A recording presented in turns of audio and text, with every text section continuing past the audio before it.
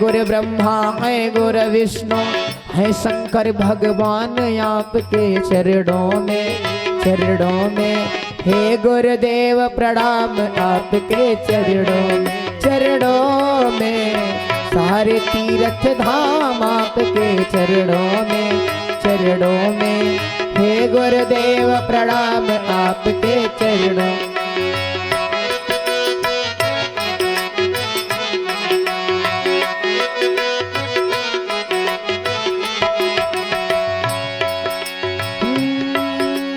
निर्बल को बलवान बना दो मूर्ख को गुणवान प्रभु।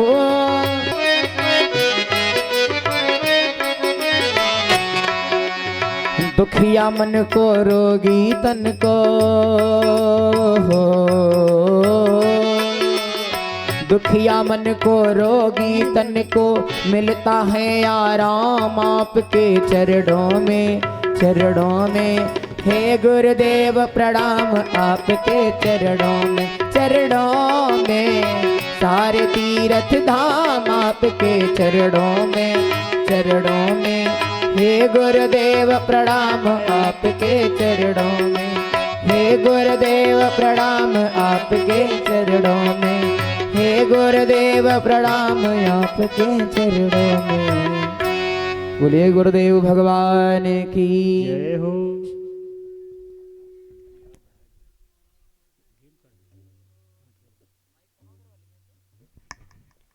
ओम व्यासाय विष्णुरूपाय व्यासरूपाय विष्णवे नमो वै ब्रह्मनिधये वसिष्ठाय नमो नमः। नारायणं ततो जयमुदीरयेत्।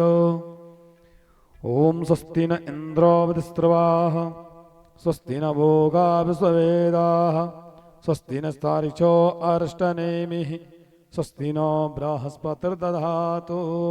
गुं राजाः पितुरपराय दामभिः दिवाः सदा गुंसेभिः तिष्ठसा आत्वेकां वर्तते तमः इदगुं अभिः प्रजाननां मे अस्तु दशवीरगुं सर्वगणगुं स्वस्ताये आत्मा सनि प्रजा सनि पशु सनि लोकसन्न्यभयसनि अग्निः प्रजां बहुलां मे करोत्वन् नम्बयोरेदो अस्मासु दत्त। कर्पूराञ्जलिः कर्पूरगौरं गणावतारं संसारसारं भुजगेन्द्रहारं सदा वसन्तं हृदयारविन्दे भवं भवानी सहितं नमामि। वंदारमाला कुलतालकाय कृपालमालांकितशेखराय दिव्यंबराय च दिगंबराय नमः शिवाय च नमः शिवाय। तमेव माता च पिता तमेव बन्धो शिशुका तमेव विद्या द्रविणं तमेव सर्वं मम देवदेव।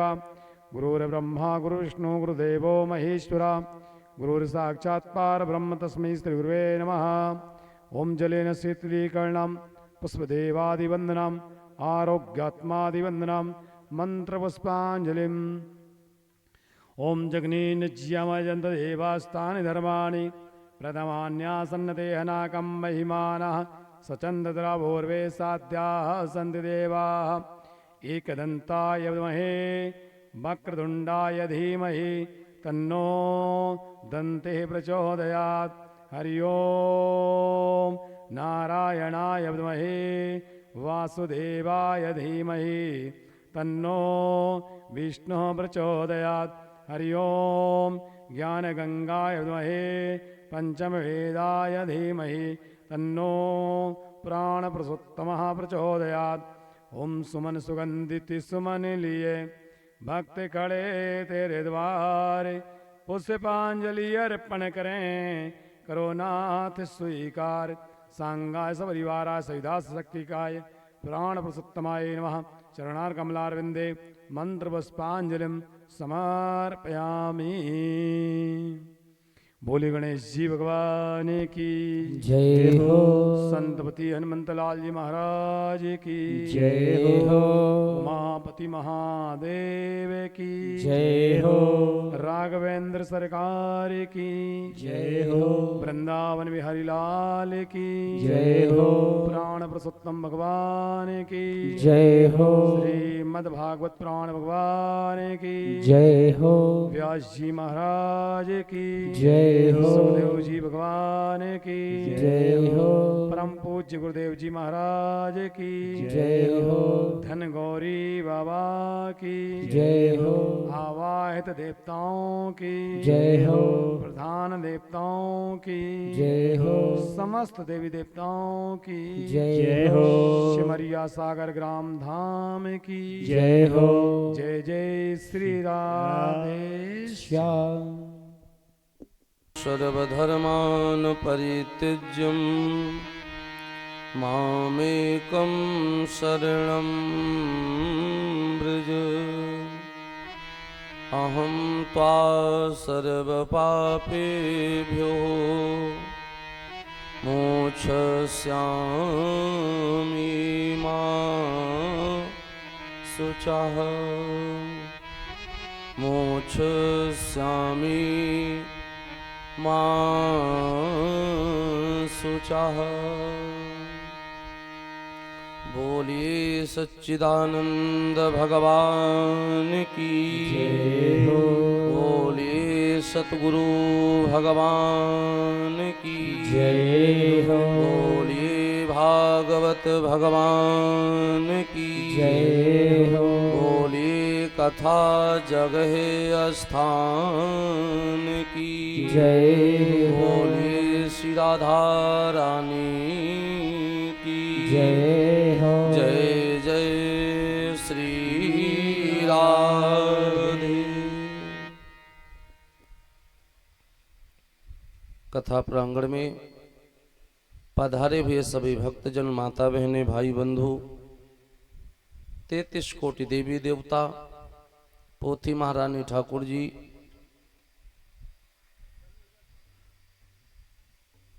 सभी जनता जनार्दन, सभी का भगवान की कथा में हार्दिक स्वागत अभिनंदन है। आज पंचम दिवस में भगवान की पावन कथा का रसास्वादन हम लोग करने चल रहे हैं। परसों कथा का महापुराण है। हम लोग कल रात्रि की कथा में भगवान का अन्नप्राशन हो चुका है। आज की कथा सभी को पता है कि आज का विषय क्या है। आज माखन चोरी की कथा है। भगवान की अद्भुत लीला है माखन चोरी प्रसंग। कल रात्रि की कथा में अन्नप्राशन होना तो दोपहर में था, लेकिन अब जो भगवान चाहते हैं वही होगा। भगवान रात्रि में चाहते थे तो अन्नप्राशन फिर रात्रि की कथा में हुआ।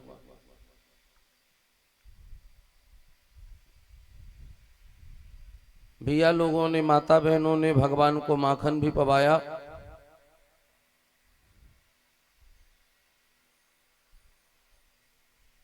ये सप्त दिवसीय भगवान की कथा का जो आयोजन चल रहा है, ये हमारे लिए एक अवसर है, समाज के लिए एक अवसर है अपने जीवन को धन्य बनाने का।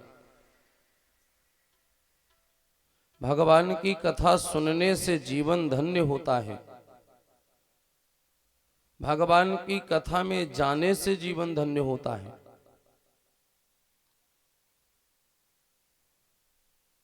कहते हैं ये भगवान की असीम कृपा है जो हमें मनुष्य शरीर मिला है। ये भगवान की असीम कृपा है जो हमें मानव शरीर मिला है।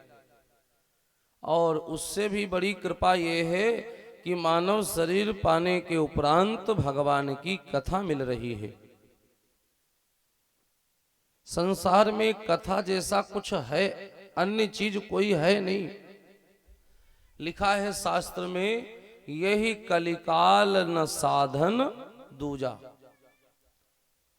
इस कलयुग में मुक्ति के लिए दूसरा कोई साधन नहीं है। केवल भगवान का नाम ही एकमात्र साधन है।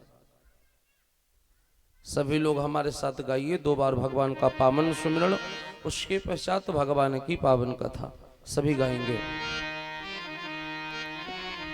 हम राम जी के राम जी हमारे हैं, हम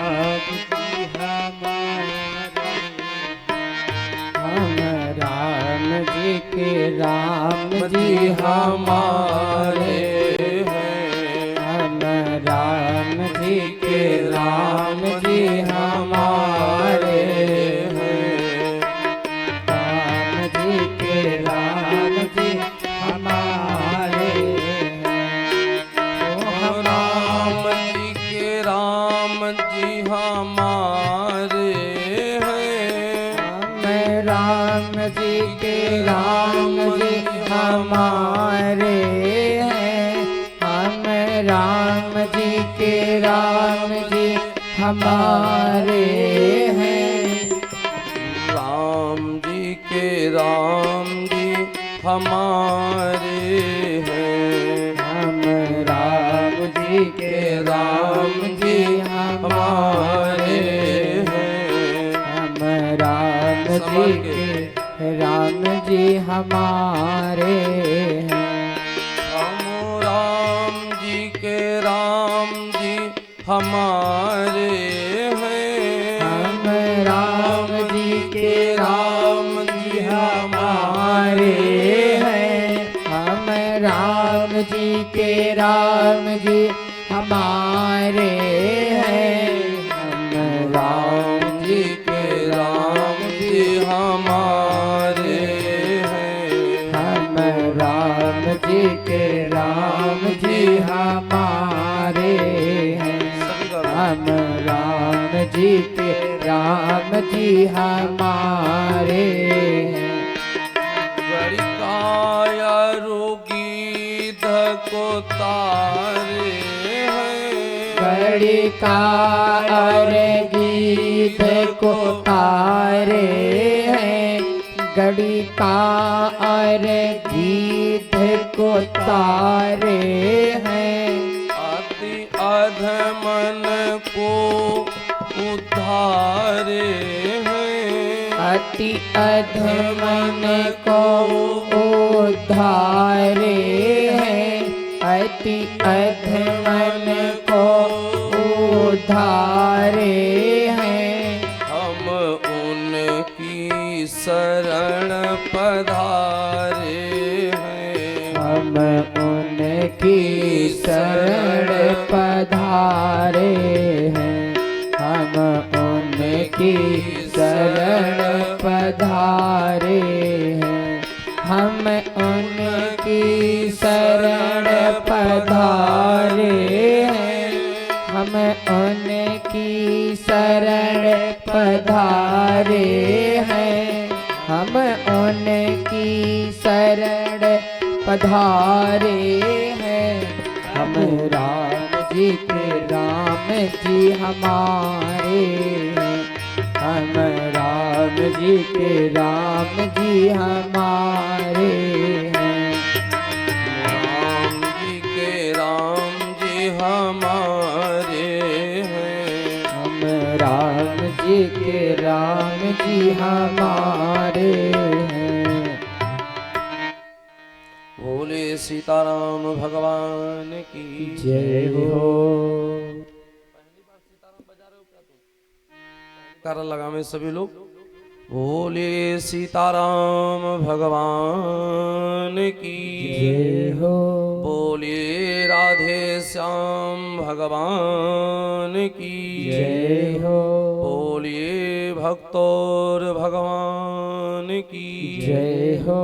जय जय श्री राधे। तानपुरा लगा लो।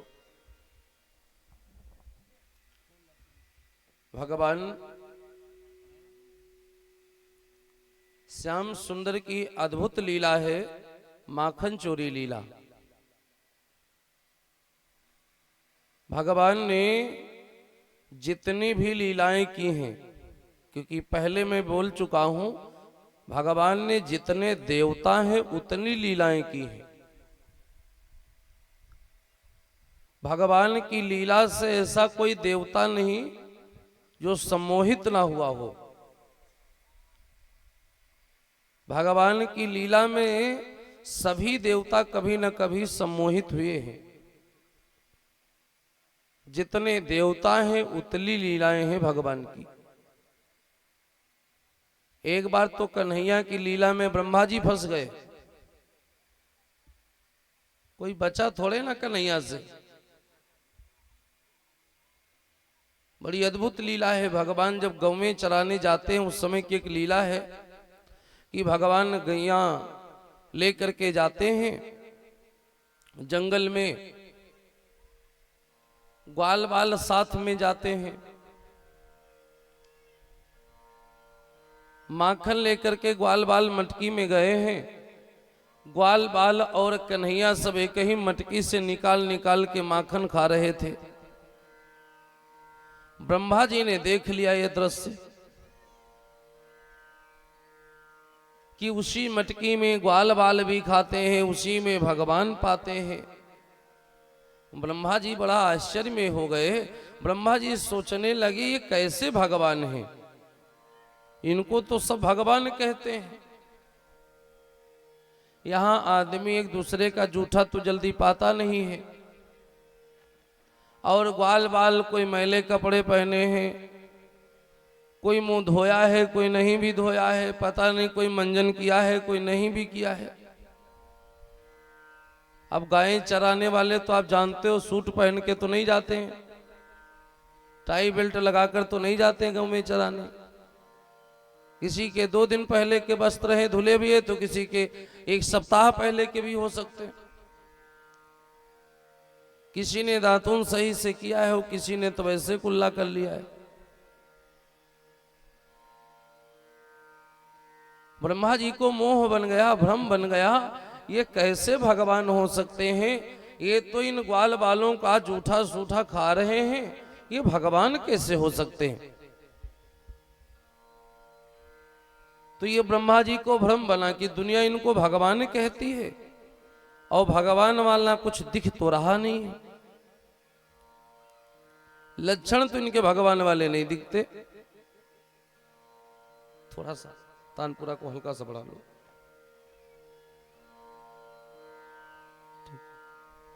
कहा कि लक्षण तो भगवान वाले नहीं दिखते। ब्रह्मा जी ने सोचा परीक्षा ले लूं तो पता चले, पहले परीक्षा लूंगा तब मानूंगा, नहीं तो मैं तो मानूंगा नहीं कि भगवान है। तो परीक्षा कैसे लें। गायें चराने गए थे कन्हैया अपने ग्वाल बाल साथियों के साथ। हजारों गायें थी। ब्रह्मा जी ने उन गायों को चुरा लिया और सोचा अगर ये ग्वाल बाल और भगवान ये सब साधारण होंगे तो अभी ये रोने धोने लगेंगे अपनी गौओं की चिंता में, और कृष्ण भी अगर भगवान नहीं है तो अभी ये भी रोएंगे गौ के लिए कि हमारी गौएं कहाँ गई। और अगर ये ब्रह्म है, भगवान है, तो ये सब जान जाएंगे मेरी लीला। तो ये जानने के लिए ब्रह्मा जी ने गायें चुरा ली सबकी, और इधर भगवान माखन ही पाते रह गए ग्वाल बाल साथियों के साथ। लेकिन भगवान को पता क्या नहीं, पता तो सब है भगवान को। कन्हैया जी भी मुस्कुराए, सोचे ठीक है, फिर परीक्षा लेने आए हो तो फंसोगे आप भी चक्कर में हमारे। ब्रह्मा जी लेने आए थे परीक्षा कन्हैया की, और उल्टा चक्कर में फंस गए ब्रह्मा जी। कन्हैया ने क्या किया, जितनी गौएं चुराई थी ब्रह्मा जी ने, उतनी गौ माता की रचना कर दी कन्हैया ने अपनी योग माया से। हजारों गौएं थी, हजारों गायों की ऐसी रचना की कन्हैया ने, जो जैसी गाय थी वैसी ही रच दिया कन्हैया ने। वो हजारों थी, जिसकी जैसी सींग थी, जिसका जैसा मुख था, जिसका जैसा रंग था, बिल्कुल सटीक वैसी ही गौ जितनी थी उतनी संख्या में रच के कन्हैया ने तैयार कर दी। अच्छा, अगर किसी द्वार से अगर आप गौ लेकर के जाओगे तो उसे भोजन भी तो देना होगा, घास चारा पानी दोगे कि नहीं? कन्हैया ने कहा चुराई है गौ माता को तो मजा ले ले ब्रह्मा जी फिर। कन्हैया ने तो रच डाली माया से, ग्वाल बाल संगी साथी जान भी ना पाए। और ब्रह्मा जी वो हजारों हजार गायें लेकर के जाएं कहाँ, कहाँ से चारा पानी लावे उनको खिलाने पिलाने के लिए। और लावे भी तो कितना लावे चारा पानी जो उनका पूरी गायों को दे पावे। 24 घंटे भी नहीं हुए, सुबह से सांझ तक ब्रह्मा जी परेशान। और ब्रह्मा जी अंत में कन्हैया के पास आए, वहीं जहां कन्हैया बैठे थे। कन्हैया को आकर के सरेंडर किए अपने आप को, बोले प्रभु हमको भी मोह बन गया था, हमको भी भ्रम बन गया था। आप लीलाएं करते ही ऐसी हो जो किसी को भी आपके ऊपर भ्रम बन जाएगा, आपकी लीला ही ऐसी होती है। हमें भी भ्रम बन गया कि ये भगवान कैसे हो सकते हैं, ये तो चोरी करते हैं, ये तो जूठा अनूठा खाते हैं, इसीलिए हमने आपकी गौ में चुराई। अब प्रभु ऐसा करो अपनी माया समेट लो और ये गौ में वापस ले लो। कन्हैया ने कहा रख ले 1-2 दिन। ब्रह्मा जी अपनी गलती पे बड़ा पछताए, बोले कन्हैया आप गौ जी को वापस ले लो। तो कन्हैया ने अपनी योग माया से जो गौ रची थी उनको माया समेटी कन्हैया ने, और ब्रह्मा जी से अपनी गौ में वापस ली। बोले भागवत भगवान की जय हो। ऐसी अद्भुत लीलाएं हैं कन्हैया की। ऐसा कोई नहीं जो कन्हैया से भ्रमित ना हुआ हो देवताओं में। कन्हैया माखन चोरी कर रहे हैं।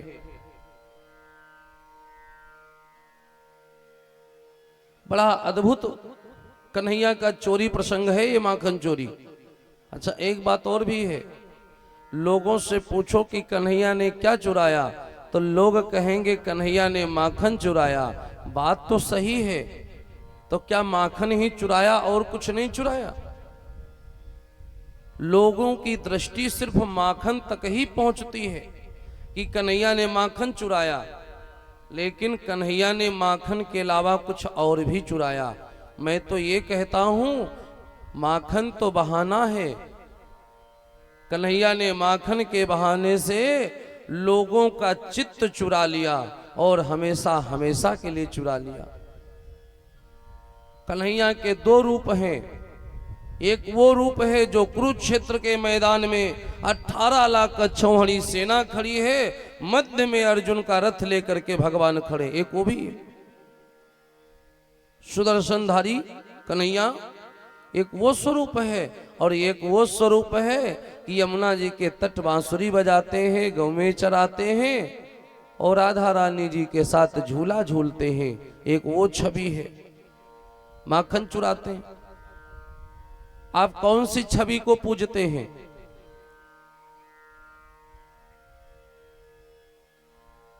बोला करिए, कौन सी छवि को? आप वहीं बोलो, हम यहीं से जान जाएंगे। वहां बोलोगे तो हम सुन जाएंगे, उसके टेंशन न लो कि हमारी आवाज नहीं पहुंचेगी। वहां बोलो, हम सुन जाएंगे यहाँ।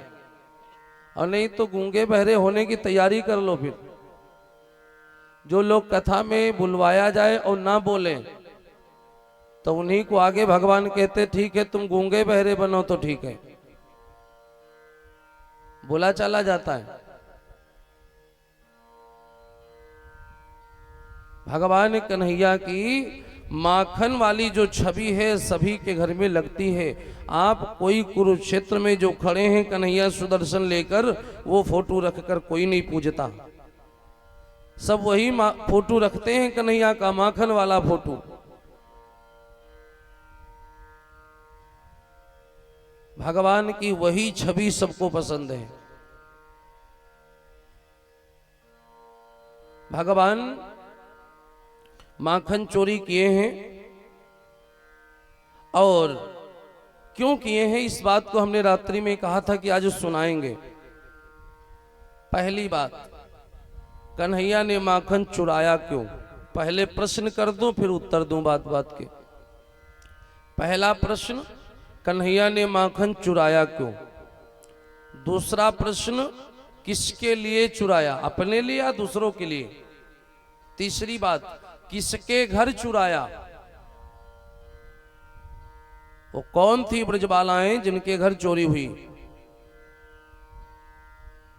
ये तीन बातें हम लोग समझेंगे। पहली बात, भगवान ने किसके लिए माखन चुराया? तो लोग कहेंगे अपने लिए। कन्हैया अपने लिए चोरी करने नहीं जाते हैं, क्योंकि कन्हैया के घर में खुद ही इतना माखन है, माखन की कोई कमी थोड़े ना है, तो अपने लिए क्यों चुराएंगे? कन्हैया माखन चुराने जाते हैं अपने साथियों के लिए। और साथियों के लिए क्यों चुराते हैं? ये साथी कौन है? कहते हैं कि जो ग्वाल बाल भगवान के साथी हैं, ये त्रेता में बानर थे। जो त्रेता की बानरी सेना थी, वही द्वापर युग में आकर ग्वाल बाल बने। भगवान जब तक ग्वाल बालों का प्रबंध नहीं कर देते, माखन खिला नहीं देते, तब तक भगवान माखन नहीं खाते। क्यों नहीं खाते?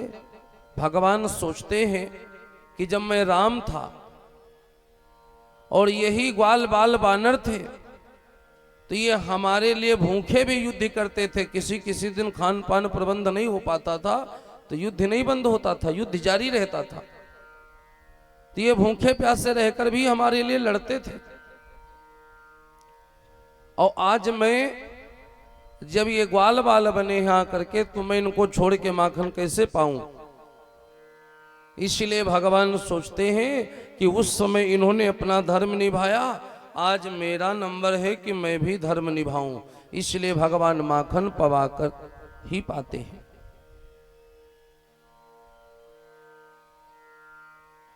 भगवान जिन गोपियों के घर माखन चुराए हैं, वो गोपी कौन है? आइए उन गोपियों की कथा सुन लेते हैं।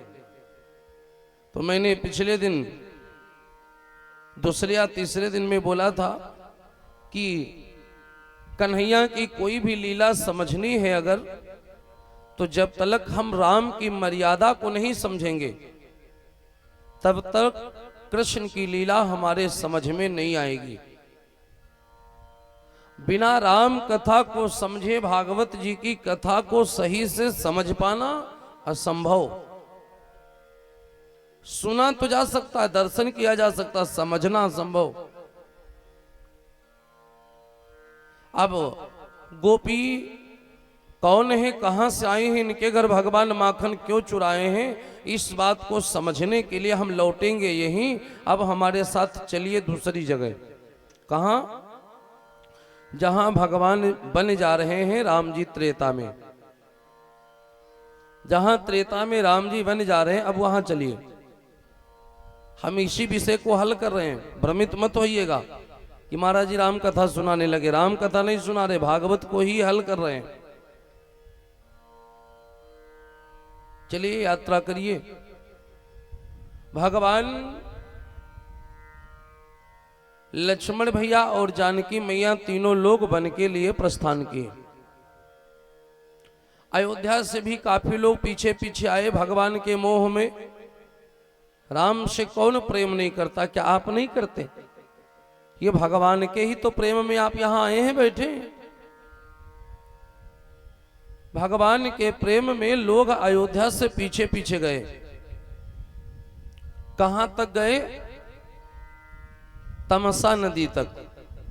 भगवान का पहला पड़ाव जो पड़ा था वो तमसा नदी के किनारे। अयोध्या वाले वापस नहीं हो रहे थे, कहते थे या तो राम हमारे साथ वापस चले और नहीं तो फिर हम राम के साथ जंगल जाएंगे। वापस नहीं हो रहे थे। शाम रात्रि में जब पहला विश्राम हुआ, सब रात्रि में विश्राम कर रहे थे, भगवान धीरे से लक्ष्मण को जगाए, जानकी मैया को जगाए और 10 कदम इधर 10 कदम इधर चारों तरफ चले और फिर गंगा जी की तरफ निकल गए। क्योंकि जानते थे भगवान की ये लोग जगेंगे तो पहले हमारे पद चिन्ह ढूंढेंगे कि भगवान गए किधर, तो भगवान चारों दिशा में थोड़ा थोड़ा चले और फिर गंगा जी की तरफ निकल गए। भगवान चलते चलते पहुंचे हैं श्रृंगवेरपुर। प्रसंग को लंबा ना करें, थोड़ा छोटा करते हैं। आप कल्पना करें कि भगवान भी जब निकले होंगे, जैसे आप चलिए कहीं जाइए तो आपको रोड पर गांव भी मिलते हैं, कस्बा भी मिलते हैं। तो भगवान भी जब चले होंगे तो गांव भी पड़े होंगे, कस्बे भी पड़े होंगे, शहर भी पड़े होंगे। और भगवान तो अद्भुत है ही हैं, लोग दर्शन भी किए होंगे। तो भगवान जब श्रृंगवेरपुर पहुंचते हैं तो वहां का एक दृश्य है। कहते हैं कि लोगों ने भगवान को जब देखा तो अद्भुत है भगवान का स्वरूप, कांतिमय स्वरूप, इतना तेज मुखमंडल पर कि लोग देखें तो गांव में जाकर बताए। बड़े ही तेजमय 2 राजकुमार, उनके साथ एक राजकुमारी लग रही, सुकुमारी है, उनके साथ में 3 लोग हैं, वनवासी भेष में जा रहे हैं, देखने में बड़े अद्भुत हैं, दिव्य पुरुष लगते हैं। तो लोगों के मन में भाव आया कि जब इतने दिव्य पुरुष लगते हैं तो चल करके दर्शन करें।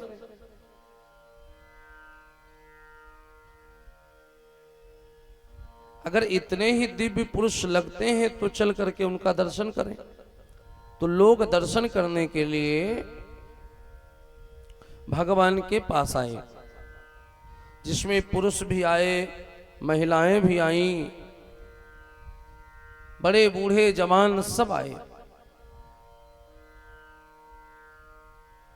भगवान को जब देखा है तो विनय पत्रिका में एक छंद है, भगवान कैसे हैं? क्षत्रिय महाबाहो। भगवान की जो भुजाएं हैं वो भुजाओं से लगता है कि ये ब्राह्मण तो नहीं हो सकती, ये क्षत्रिय है। शरीर बताता है कि ये क्षत्रिय है, क्षत्रिय महाबाहो, वो विशाल भुजाएं, ऊंचे कंधे, मुखमंडल का तेज, लगता है जैसे स्वयं नारायण ही आ गए हो। नारायण तो है ही है, लोग ऐसा बखान करते हैं आपस में। तो महिलाएं भी आई हैं, वो हर महिलाएं एक जैसा व्यवहार नहीं करती हैं। महिलाओं में भी 2 प्रकार के व्यवहार तो मुख्य हैं। एक प्रकार की महिलाएं, आप लोग अपनी अपनी आदतों को जांच लो कि किसकी किसकी कैसी आदत है। कुछ महिलाएं होती हैं जिनके घर कोई मेहमान आ जाए, 1.5 घंटा तक तो उससे चाय पानी पूछेंगी नहीं, उसके बगल में कुर्सी डालेंगी और पूछेंगी और बताओ भैया कैसे हो, और बताओ कहां से आ रहे हो। अब आने वाला अतिथि सोचता है पानी तो पूछ लो,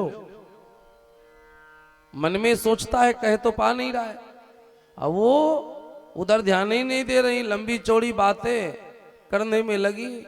और बताओ कैसे हो, अच्छा वो तुम्हारे पड़ोसी कैसे, मतलब दुनिया के हाल चाल ले रही हैं, लेकिन पानी उठ करके दें या चाय बनाने जाएं ये उनके स्वभाव में नहीं। बोलो होती महिलाएं कि नहीं होती? अब कुछ महिलाएं ऐसी भी होती हैं जिनके घर कोई मेहमान आ जाए तो कहेंगी भैया बैठो, और 2 मिनट में आई, अंदर गई और चाय पानी के साथ आ रही हैं, चाय पानी देंगी। अब चाय पानी करिए, अब बताइए हाल चाल कैसे हैं। सुंदर गृहिणी का यही काम है कि पता भी न चले अतिथि को कितनी जल्दी जलपान की व्यवस्था हो गई। तो जो बातूना महिलाएं होती हैं, जो खान पान पे ध्यान ज्यादा नहीं देती, मेहमान के बातों से ही पेट भरती रहती हैं, तो उस टाइप की जो महिलाएं थी वो राम जी से परिचय पूछ रही हैं कि कहवा से अइले धनुर्धन बटोही, अरे कहवा से अइले धनुर्धन बटोही, अरे जईबा कहाँ कौन ग्राम हो बाबू अपना बता दा तू नाम हो बाबू, नाम बता दा तू नाम हो बाबू, अपना बता दा तो नाम हो बाबू, अपना बता दा तो नाम हो। अरे कहवा से अइले धनुर्धन बटोही, कहवा से अइले धनुर्धन बटोही, जईबा कहाँ कौन ग्राम हो बाबू अपना बता दा तू नाम हो बाबू, अपना बता दा तू नाम हो बाबू, अपना बता दा तो नाम हो बाबू, अपना बता दा तो नाम, अपना बता दा तू नाम हो बाबू, अपना बता दा तू नाम हो बाबू, अपना बता दा तो नाम। आप कहाँ से आए हैं? कहवा से अइले धनुन धन बटोही, जईबा कहाँ कौन ग्राम हो बाबू अपना बता दा तू नाम। तुम्हारा नाम क्या है? तुम किस राज्य से आए हो? तुम्हारे मम्मी पापा कौन हैं? मतलब दुनिया भर की बातें कर रही हैं। और उसी समाज में कुछ देवियां ऐसी भी थी जिन्होंने भगवान को ये समझा कि भगवान का मुखमंडल कुम्हला गया है। प्यास लगती तो ओठे सूखती हैं। प्यासे आदमी का चेहरा बताने लगता है कि ये प्यासा है। भूखे आदमी का चेहरा बताता है कि ये भूखा है।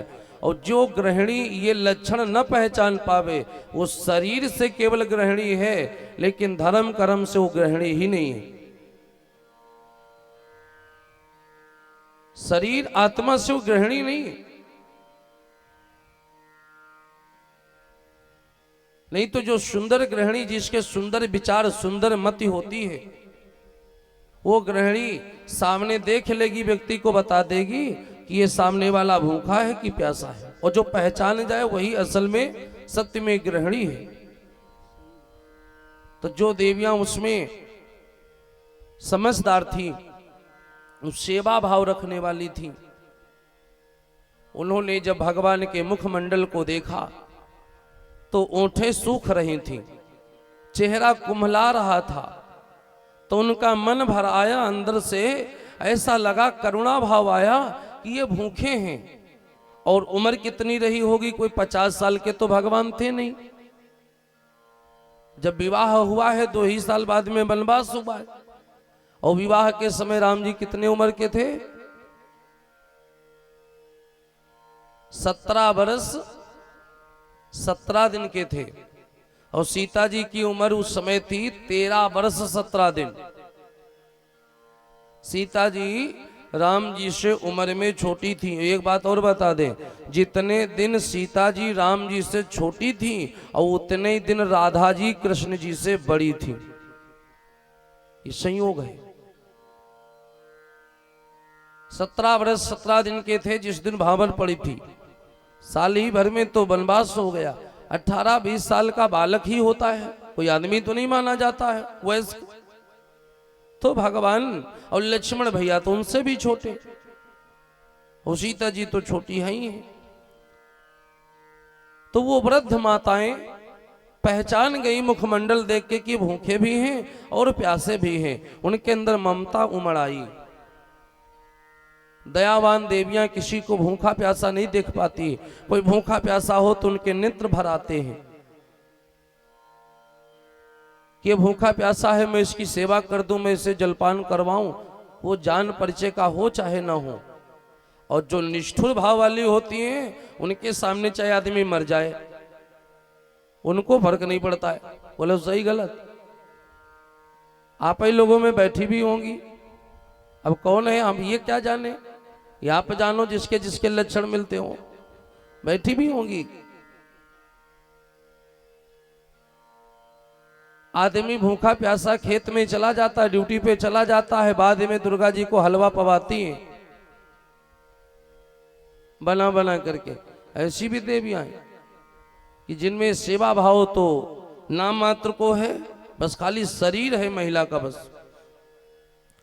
तो जो वृद्ध माताएं सेवा भाव वाली थी उनके मन में भगवान के प्रति भाव जगा कि मैं कुछ अच्छा सा घर जाके बना लाऊं। तो जो बात करती थी वो बात करती ही रह गई और उतनी देर में वो माताएं गईं घर और सुंदर सुंदर पकवान, सुंदर सुंदर व्यंजन मिष्ठान सब बना करके थाल भर भर के लाई, थाल भर भर के लाई और भगवान से कहती कितने प्रेम भाव से, देखो जिसे पवाओ उसे प्रेम से पवाओ,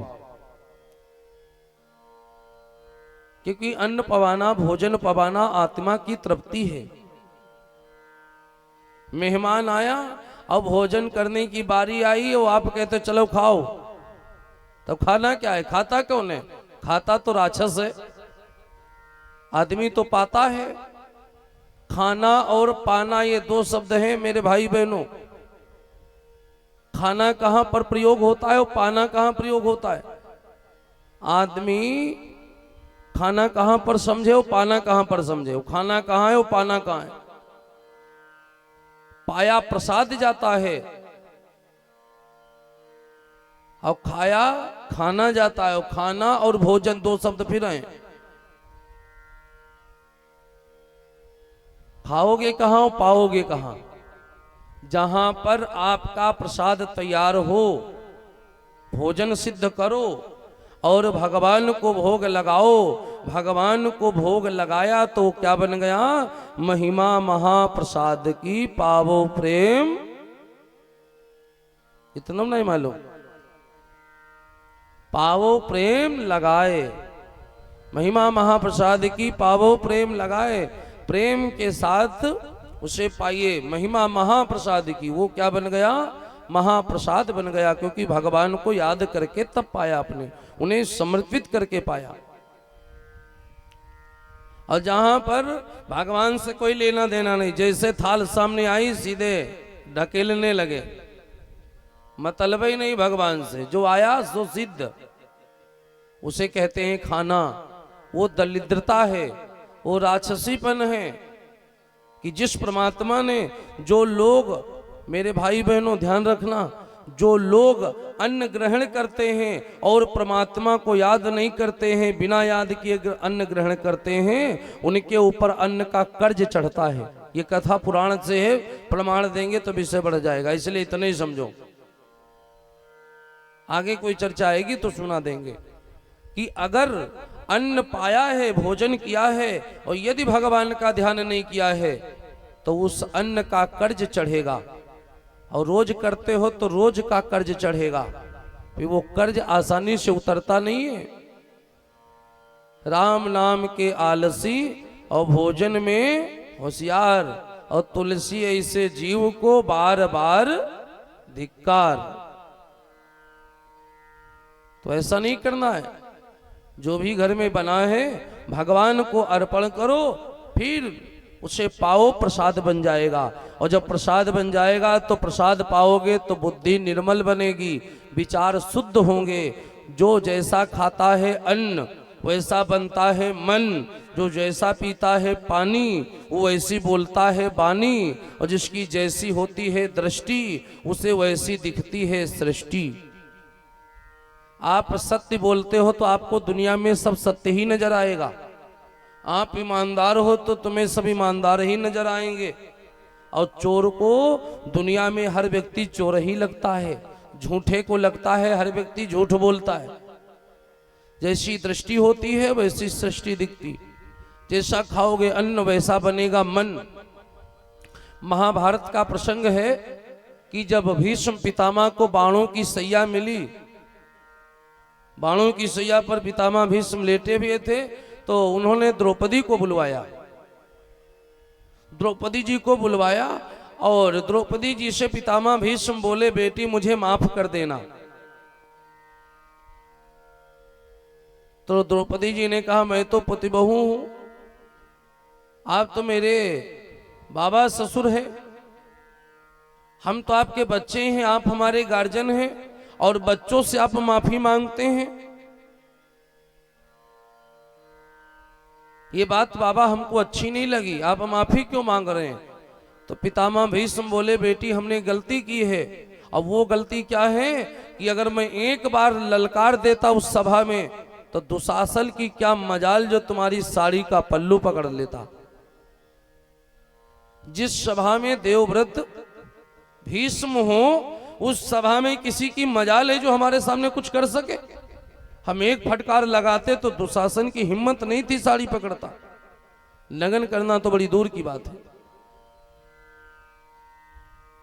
तब द्रौपदी जी ने प्रश्न कर दिया, कहा, बाबा अगर तुम्हारे मना करने से दुशासन मान सकता था तो मेरी लाज जा रही थी, आप बैठे क्या कर रहे थे? आप क्यों नहीं बोले, क्यों नहीं मना किए दुशासन को? तो द्रौपदी जी ने जब पूछा, पितामह भीष्म ने कहा, मेरे अंदर उस समय पाप था, उस समय मेरे अंदर पाप था। द्रौपदी जी ने पूछा, वो पाप आया कहां से? पितामह बोले, दुर्योधन के अन्न से। पापी की कमाई खाओगे तो अन्न खाने से रक्त बनता है, रक्त से बुद्धि बनती है। पापी की कमाई खाने से बुद्धि पाप में हो जाती है। कहा, दुर्योधन पापी था और उसका अन्न मैंने ग्रहण किया, वो पाप की कमाई का अन्न था, इसलिए जो उस अन्न से रक्त बना वो पाप में था, और उस रक्त से बुद्धि बनी वो भी पाप में हो गई। इसलिए मैं सत्य असत्य में विचार ही नहीं कर पाया। द्रौपदी जी ने फिर एक प्रश्न किया, बाबा अब तुम्हें कैसे ज्ञान हुआ कि आपने गलत किया? पितामह बोले कि अब अर्जुन के बाण लगे हैं तो जितना अन्न बना था, दुर्योधन का अन्न खाने से जितना रक्त बना था सब बह गया, अब मेरा अपना रक्त बचा है, इसलिए मुझे ज्ञान हुआ कि मैंने गलत किया है। बात समझ में आ गई? जैसा खाओगे अन्न वैसा बनेगा मन, अब जैसा पियोगे पानी वैसी बोलोगे बानी। जो लोग रंगीन पानी पीते हैं उनकी बातें भी बड़ी रंगीन होती, जब मूड में हो तो उनकी बातें सुनो। आप लोगों के घर में कोई पी के आता है? आते होंगे तो हमें थोड़े ना बताओगे। जो लोग रंगीन पानी पीते हैं उनकी बातें भी बड़ी रंगीन होती। शाम को बोलो पत्नी के नाम ताजमहल लिख दें और सुबह पॉकेट खाली है। जब रंगीन पानी पीते हैं उस समय वो बिल्कुल बादशाह अकबर समझो, उनको कम नहीं होते उससे नीचे, और पॉकेट चाहे सारी की सारी फटी हो, कोई मतलब नहीं। रंगीन पानी पीते हैं तो बानी भी उनकी रंगीन बन जाती है। तो जैसा पियोगे पानी वैसी बोलोगे बानी। और नंबर 3, जैसी होगी दृष्टि वैसी दिखेगी सृष्टि। एक जगह कथा हो रही थी, बहुत सिद्ध संत कथा कह रहे थे। राम कथा का प्रसंग था अशोक वाटिका का। जिस अशोक वृक्ष के नीचे सीता जी बैठी हैं उसी वृक्ष की चर्चा हो रही थी। प्रसंग कहीं से घुमा होगा, क्योंकि प्रसंग तो इधर उधर आते जाते रहते व्याख्यान में। कोई प्रसंग कहीं से घुमा तो अशोक वृक्ष के ऊपर चर्चा हो रही थी। और जहां राम कथा होती हनुमान जी तो आते ही हैं किसी न किसी भेष में। संत जी सुना रहे थे कि जिस अशोक वृक्ष के नीचे सीता जी बैठी थी उस अशोक वृक्ष के जो पुष्प थे वो पुष्प सफेद थे। हनुमान जी पीछे बैठे थे, रहा नहीं गया। हनुमान जी वहीं से बोले, बाबा पहले ये बताओ क्या लंका गए थे क्या? और हनुमान जी भी भेष बदल के आए थे। अब कथावाचक जी भी कहाँ सुनने वाले, तब बोले भैया हम तो नहीं गए थे, लेकिन क्या तुम गए थे? अब कैसे पब्लिक के सामने बतावें कि हम हनुमान हैं? अब ये भी समस्या, पब्लिक के सामने कह भी तो नहीं सकते कि हम हनुमान हैं, भेष बदल क्या है। तो कहा ठीक है कथा सुना लो, फिर बाद में बात होगी। कथा संपन्न हो गई। संत जी कच्छ में गए, तब पहुंचे जाकर। हनुमान जी से भी रहा नहीं गया, बोले बात तो जरूर करेंगे। गए, बोले ये बताओ कि तुमने ये क्यों कह दिया कि सफेद रंग के पुष्प थे? फिर संत जी ने कहा सफेद थे। तो हनुमान जी ने पूछा क्या गए थे? बोले हम तो नहीं गए थे। तो क्या तुम गए थे? हनुमान जी बोले हम गए थे। फिर बताया अपना निज स्वरूप बताया, कहा मैं हनुमान हूं और मैं गया था, इसीलिए तो मैं कह रहा हूं कि तुमको कैसे पता सफेद थे? तो कहा फिर तुम ही बता दो कैसे थे। हनुमान जी ने कहा लाल रंग के पुष्प थे। अब संत अपनी बात पे डटे, हनुमान जी अपनी बात पे डटे, कटे ना बात दोनों लोगों की। संत जी बोले हम नहीं झूठ बोलते हैं, सफेद थे। हनुमान जी बोले तुम तो गए नहीं, तुम तो पढ़ के बता रहे हो, और हम गए थे, हम देख के बता रहे हैं, सफेद रंग के नहीं थे, लाल रंग के थे। अब दोनों लोगों की बात ना कटे तो जाएं कहां? बोले चलो राम जी के पास न्याय करवाते हैं। गए अयोध्या राम जी के पास, अपनी अपनी समस्या बताए। हनुमान जी बताए महाराज हम तो गए थे, आप तो जानते हो प्रभु, हमने देखा पुष्पलाल थे। संत जी बोले कि नहीं सफेद थे। और उतनी देर में सीता जी आ गई, और सीता जी ने कहा चुप बैठो दोनों लोग, तुम गए भी तो थोड़ी देर के लिए गए, और ये बाबा तो गए भी नहीं, मैं वहां रही हूं, मुझसे पूछो। भगवान ने कहा तुम भी बताओ। तो सीता जी ने कहा ना लाल थे ना सफेद थे, फूल सांवले रंग के थे। अब बात गंभीर हो गई और भगवान असमंजस में। भगवान सोचे किसकी तरफ हम हाँ करें, सीता जी की तरफ बोले तो हनुमान जी नाराज हो, संत बाबा नाराज, संत जी की बात रखे तो हनुमान जी नाराज, हनुमान जी की रखें सीता जी नाराज। किसकी तरफ बोलें, किसको हाँ करें? राम जी ने कहा जाओ तुम तीनों लोग सही कहते हो, तीनों लोगों की बात सही। और तीनों लोग फिर उलझ गए, बोले नहीं नहीं पहले न्याय करो, बात सही किसकी है कि सही बात तो एक ही आदमी की होगी। मन रखने के लिए प्रभु कह रहे हो, मन ना रखो, सही सही न्याय करो। भगवान बोले बात तो सही बोल रहे, सीता जी की बात भी सही है, हनुमान जी की भी सही है, संत जी की भी सही। बोले वो कैसे? तब भगवान ने समझाया सबको, कहा कि संत की दृष्टि जो होती है वो शांतिमय होती है, संत के हृदय में शांति है। सफेद रंग शांति का प्रतीक है, इसलिए संत को सब शांत दिखता है, मतलब शांति, सफेद रंग शांति का प्रतीक है, इसलिए संत जी को सफेद पुष्प दिखे। तो संत जी शांत हो गए।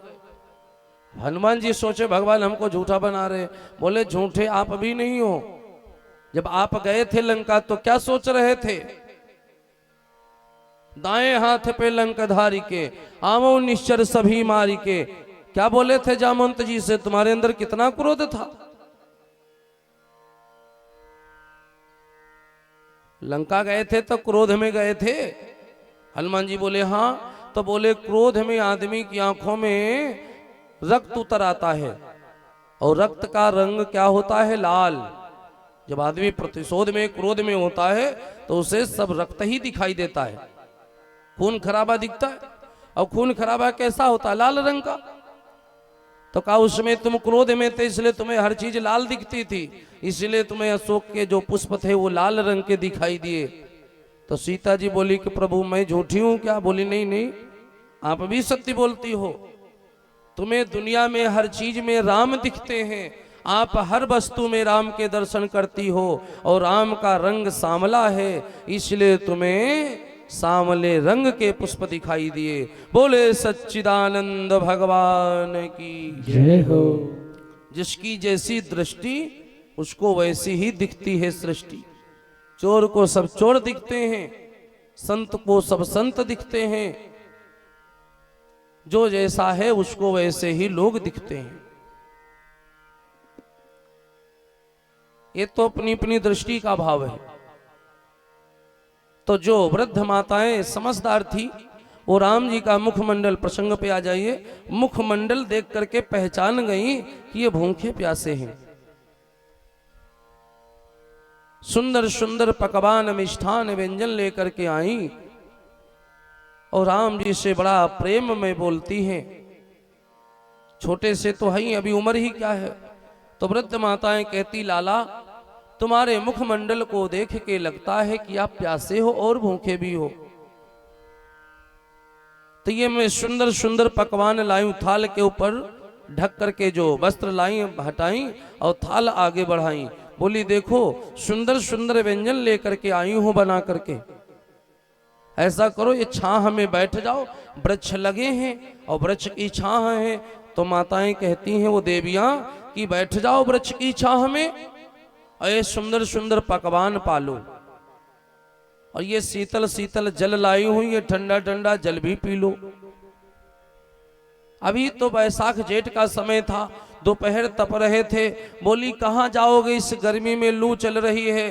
वृक्ष के नीचे बड़े बड़े पत्ते जो पेड़ के गिर जाते हैं उन्हें उठाकर बिछा दी, और बोली ऐसा करो इसी में आराम कर लो।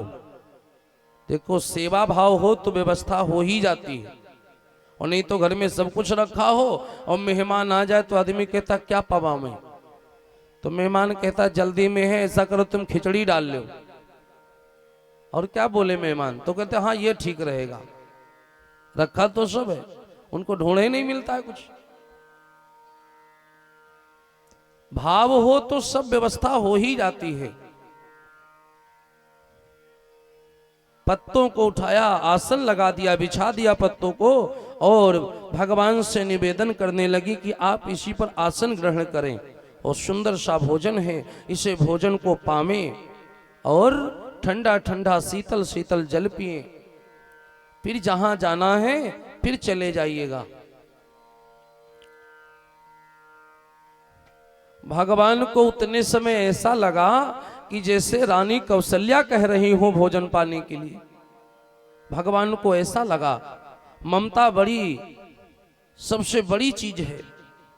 भगवान को आज वो ममता दिख रही उन देवियों में जो कभी कौशल्या रानी में दिखती थी जब अयोध्या में रहते थे।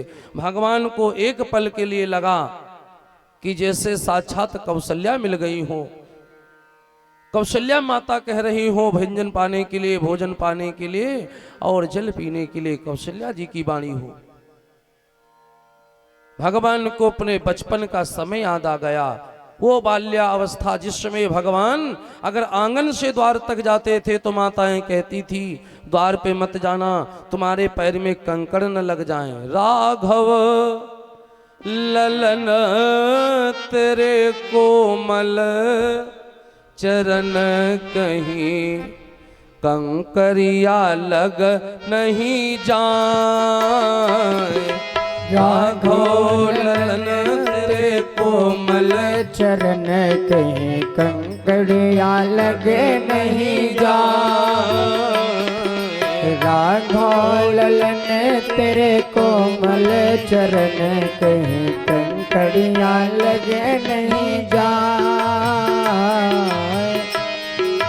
कंकड़िया लगे कहीं कंकड़िया लगे, कंकड़िया लगे कहीं कंकड़िया लगे। राघव ललन तेरे कोमल चरण कहीं कंकड़िया लगे नहीं जाए। राघव ललन तेरे कोमल चरण कहीं कंकड़िया लगे नहीं जाए।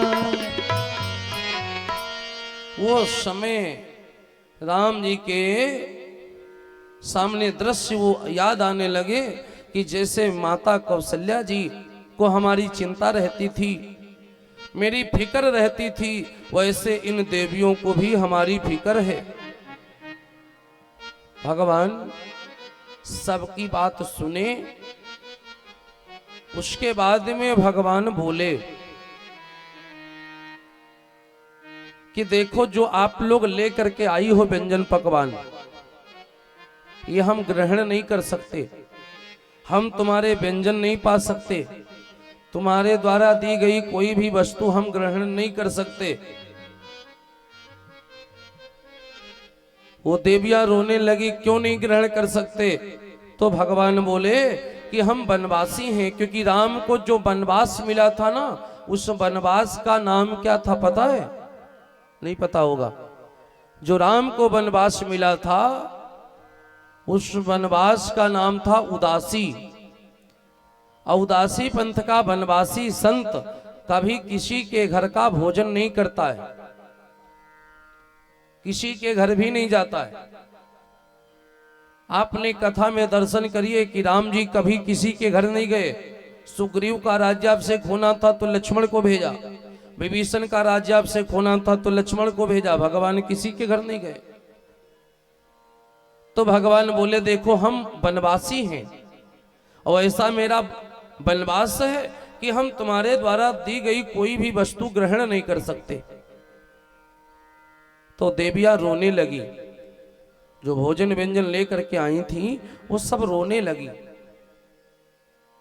और इसलिए रोने लगी कि इतनी मेहनत से बना के लाई हूं और आप भूखे प्यासे भी होते भी अभी नहीं पाएंगे। आप भूखे प्यासे ना होते तो कोई बात नहीं, अब पता नहीं कब आपको भोजन मिले, व्यंजन मिले, कब क्या पाओ, अभी तो भूखे हो। चिंता हो गई तो सब रोने लगी, कहने लगी बड़ी मेहनत से बना के लाई हूं प्रभु। तो भगवान उनके आंखों में नेत्रों में जल देख करके, अश्रु देख करके, भगवान तो भगत के अश्रु देख के पिघलने लगते हैं, क्योंकि भगत बछल प्रभु कृपा निधाना। भगवान तो भक्तों के हितकारी हैं, इसलिए भगवान ने सबके ममता भाव को, सबके श्रद्धा भाव को, इच्छा शक्ति को देख करके भगवान एक शब्द बोले। राम जी बोले देखो हम आज मर्यादा पुरुषोत्तम हैं, इसलिए हम कोई ऐसी लीला नहीं कर सकते और हम कुछ भी आपका ग्रहण नहीं कर सकते। लेकिन जाओ, तुम्हारा जो भाव है वो भाव हम स्वीकार करते हैं। आज तो नहीं पाएंगे, लेकिन समय आने पर तुम्हारे घर आकर के पाएंगे, और नहीं पवाओगी तो जबरदस्ती पाएंगे, छीन के पाएंगे, चोरी करके पाएंगे, और तब तक के लिए इंतजार करो। का कब तक इंतजार करें? का अगले युग का इंतजार करो।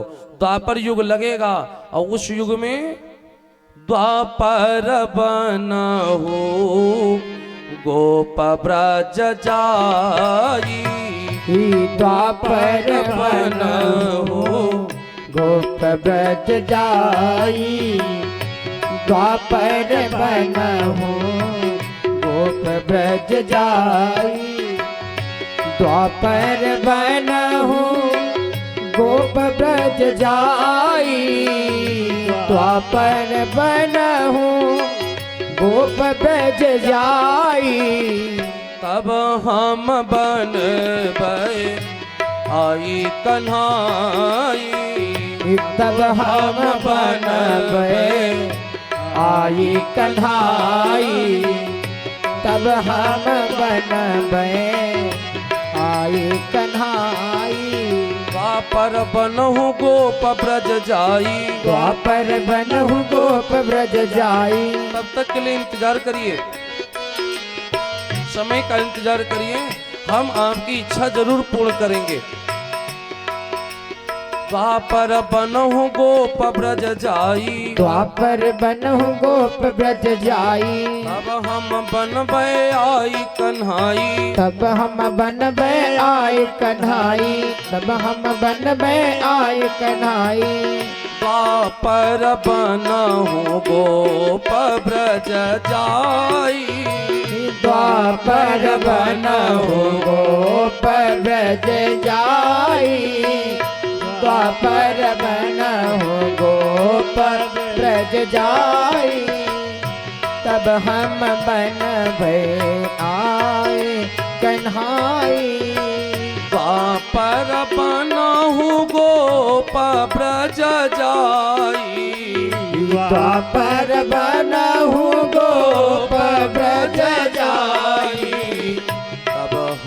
बन आई कन्हाई, तब हम बन आई कन्हाई, तब हम बन आई कन्हाई, तब हम बन आई कन्हाई।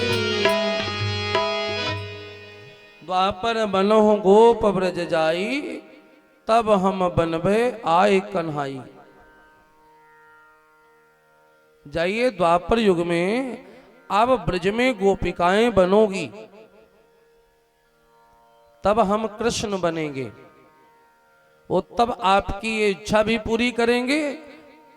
आपके घर आकर के, आज तो लेकर के आई हो हम नहीं पा रहे हैं, तब आकर के स्वयं हम ही आएंगे आपके घर, आपके घर आकर पाएंगे। और नहीं पवाओगी तो छीन छीन के पाएंगे, चोरी कर लेंगे। भगवान ने यही किया है। वही सब देवियां आकर में ब्रज में गोपिकाएं बनी और भगवान कृष्ण बने आकर के राम जी, फिर माखन सबके घर चुराए।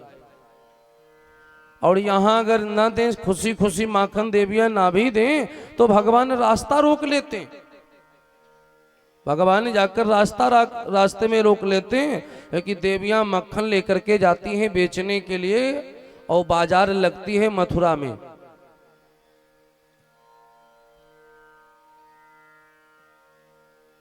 बाजार मथुरा में लगती है तो लेकर के माखन बेचने के लिए गोपी जाती हैं। तो कन्हैया से अगर यहां माखन बचा के रख भी लें तो कन्हैया कहते ठीक है, फिर मिलना रास्ते में। वही रास्ते में अपने ग्वाल बालों के साथ मिलते हैं, जाकर रास्ते में छीनते माखन। और बड़ा सुंदर एक पद है, एक भजन है, गाओगे आप लोग? ठीक, गाइएगा। भगवान देखो, आदमी को समय का चुनाव करना आता हो तो बहुत सारी समस्याएं तो ऐसे टल जाती। घर में अगर चोरी करते हैं तो कई बार यशोदा जी से बता देती हैं, तो कन्हैया कहते ठीक है, फिर यहां तो कोई ना कोई बचा ही लेता है तुम लोगों का माखन और तुम लोगों को मदद कर देता है। वहां कौन मिलेगा रास्ते में बचाने वाला? वहां तो हम ही होंगे ग्वाल वालों के साथ, फिर वहीं छीनेंगे रास्ते में। अच्छा, गोपी जब मिलती है वहां अब कन्हैया माखन छीनने की कोशिश करते हैं तो गोपी देखो कितना शालीन हो जाती, कितनी शांत हो जाती है। आदमी को अक्सर चाहे लड़ाई करनी हो चाहे बात कहनी हो, अवसर देख करके ही करना चाहिए। पता चला आप अकेले गए हो, बाजार में किसी से कहा सुनी हो गई तो मारपीट ना करो, चुपचाप निकल आओ नमस्ते नमस्ते करके। और मार करने लगे तो वो 10 हुए, तुम अकेले भी फिर करो मार, गड़बड़ हो जाएगा ना। अवसर देख के काम करिए। गोपी सोचती हैं कि कन्हैया यहाँ ग्वाल बालों के साथ खड़े हैं और ग्वाल बालों कोई 2 4 6 है नहीं, और मैं 2 4 6 10 गोपियां लड़ाई करेंगे तभी माखन छिन जाएगा। तो रिक्वेस्ट करती हैं, जो गोपी अपने घर में आंख दिखाती है ना कन्हैया को, और वही गोपी आज बड़ा शांत है, रास्ते में बड़ा शालीन, बड़ी विनम्र होकर के बात करती हैं कि श्याम रहिया नरों को हमारी रास्ता न रोको, और अपनापन दिखाती हैं, भयभीत भी करती हैं। अपनापन पहले सोची चलो अपनापन दिखावे, हो सकता बात बन जाए। अब कन्हैया जब नहीं माने तो भयभीत करना शुरू करती हैं। अब कन्हैया कहाँ भयभीत होने वाले, तो पद में दर्शन करिए क्या कहती हैं कि श्याम रहिया नरों को हमारे, और तेरी मैं ग्वालनी, श्याम रहिया नरों को हमारे, तेरी मैं ग्वालनी, श्याम रहिया नरों को हमारे, तेरी मैं ग्वालनी, श्याम रहिया न रोको हमारे।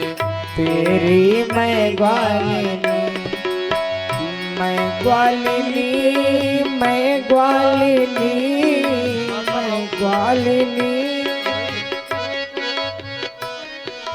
मैं ग्वालिनी, ग्वालिनी, मैं ग्वालिनी।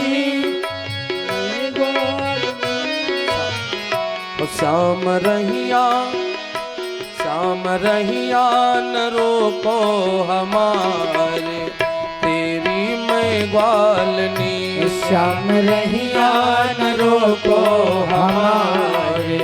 तेरी मैं ग्वालिनी, श्याम रहिया न रोको हमारे। तेरी मैं ग्वालिनी। गोपी विनम्र निवेदन करती, अब कन्हैया नहीं मानते। एक गोपी बोली नहीं मानोगे ना शिकायत करेंगे। जाके कहूंगी माँ यशोदा से, जाके कहूंगी माँ यशोदा से, जाके कहूंगी माँ यशोदा से, माँ यशोदा से, माँ यशोदा से, माँ यशोदा से, माँ यशोदा से। वो दे तो है, वो दे तो है उखल से बांध। तेरी मैं ग्वालिनी, वो दे तो है उखल से बांध। तेरी मैं ग्वालिनी, वो दे तो है उखल से बांध। तेरी मैं ग्वालिनी, मैं ग्वालिनी, मैं ग्वालिनी, मैं ग्वालिनी, मैं ग्वालिनी। श्याम रहिया न रोको हमारे। तेरी मैं ग्वालिनी, श्याम रहिया न रोको हमारे। तेरी मैं ग्वालिनी। फिर कन्हैया नहीं माने। गोपियों ने सोचा लगता है यशोदा जी से डरते नहीं कन्हैया, तो फिर भयभीत करती हैं। किसका नाम लेती हैं? जाके कहूंगी नंद बाबा से, जाके कहूंगी नंद बाबा से, जाके कहूंगी नंद बाबा से, नंद बाबा से, नंद बाबा से, नंद बाबा से, नंद बाबा से। वो दे तो है, वो दे तो है डंडों से मारे। तेरी मैं ग्वालिनी, वो दे तो है डंडों से मारे। तेरी मैं ग्वालिनी, वो दे तो है डंडों से मारे। तेरी मैं ग्वालिनी, मैं ग्वालिनी, मैं ग्वालिनी, मैं ग्वालिनी। तेरी मैं ग्वालिनी, श्याम रहिया रोको हमारे। तेरी मैं ग्वालिनी, श्याम रहिया न रोको हमारे। तेरी मैं ग्वालिनी।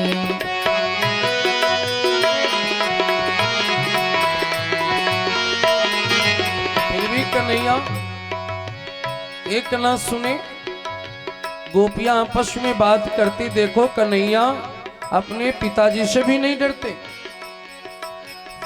तो एक सखी बोली मैं बताती हूँ ये किससे डरेंगे।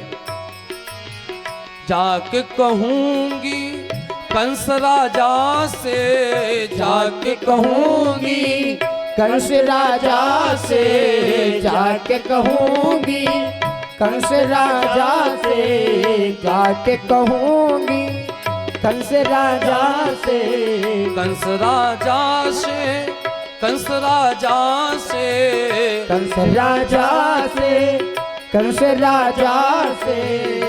वो दे तो है, वो दे तो है ब्रज से निकाल। तेरी मैं ग्वालिनी, वो दे तो है से निकाल, तेरी मैं ग्वालनी, वो दे तो है ब्रज से निकाल, तेरी मैं ग्वालनी, मैं ग्वालनी तेरी, मैं ग्वालनी, मैं ग्वालनी तेरी, मैं ग्वालनी, श्याम रहिया न रोको हमार, तेरी मैं ग्वालनी, श्याम रहिया न रोको हमार, तेरी मैं ग्वालनी, श्याम रहिया न रोको हमार, तेरी मैं ग्वालनी, ये तेरी मैं ग्वालनी। भगवान कन्हैया जी अपने ग्वाल वालों के साथ में गोपियों का रास्ता रोकते हैं। जहां वो बाजार जा रही हैं मथुरा में अपना दही दूध मक्खन बेचने।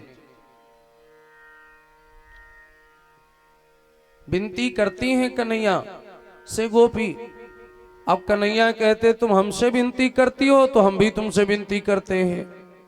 मोह दे जा दधि को दाने, गुजरिया गोकुलवारी, मोह दे जा दधि को दान, गुजरिया गोकुलवाली, मोह दे जा दधि को दान, गुजरिया गोकुलवाली, गुजरिया गोकुलवाली, गुजरिया गोकुलवाली, गुजरिया गोकुलवाली, गुजरिया गोकुलवाली, मोह दे जा ब्रज को दान, गुजरिया गोकुलवाली, मोह दे जा ब्रज को दान, गुजरिया गोकुलवाली।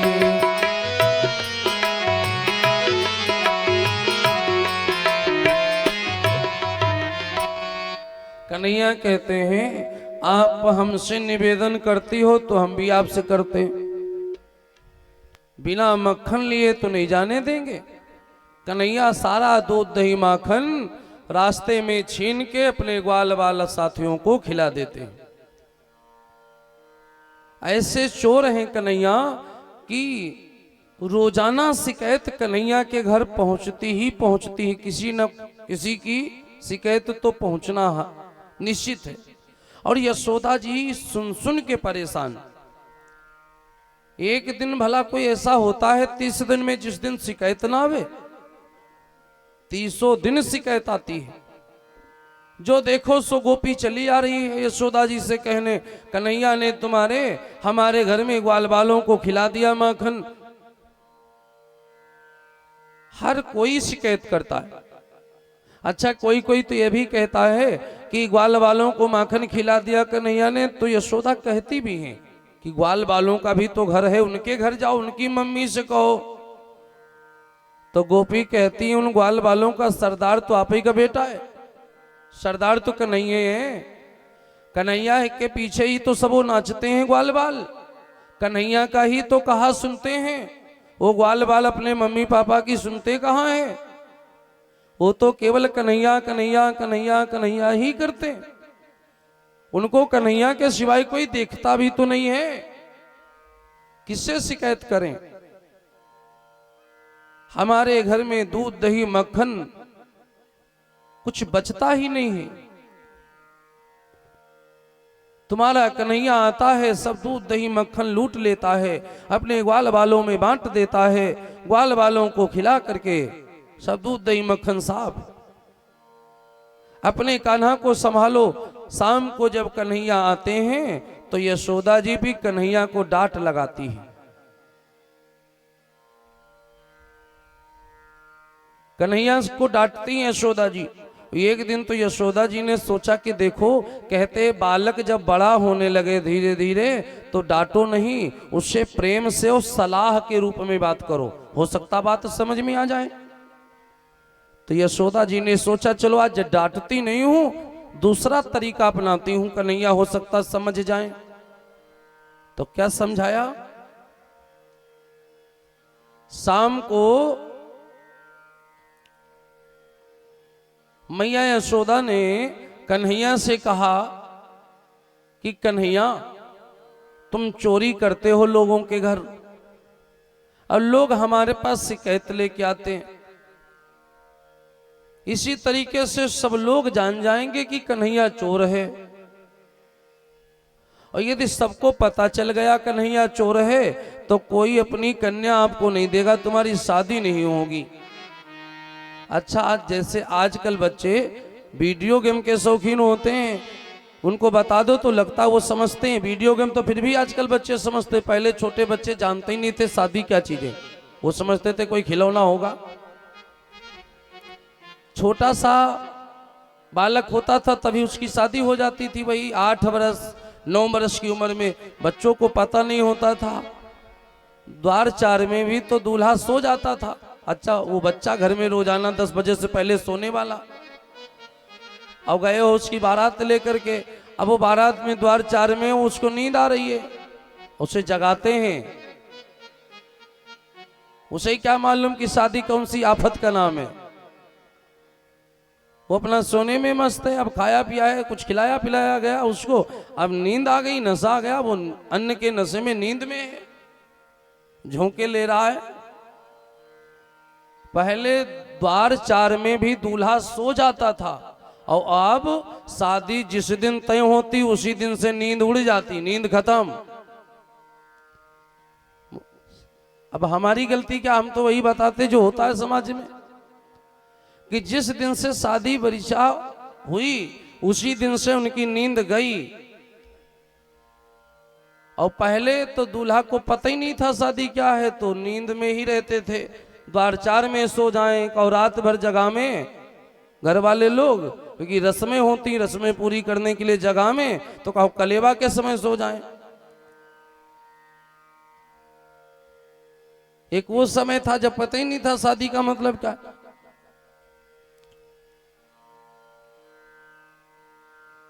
उस समय में मैया यशोदा जी कन्हैया से कहती हैं कि अगर तुम चोरी करोगे तो तुम्हारी शादी नहीं होगी।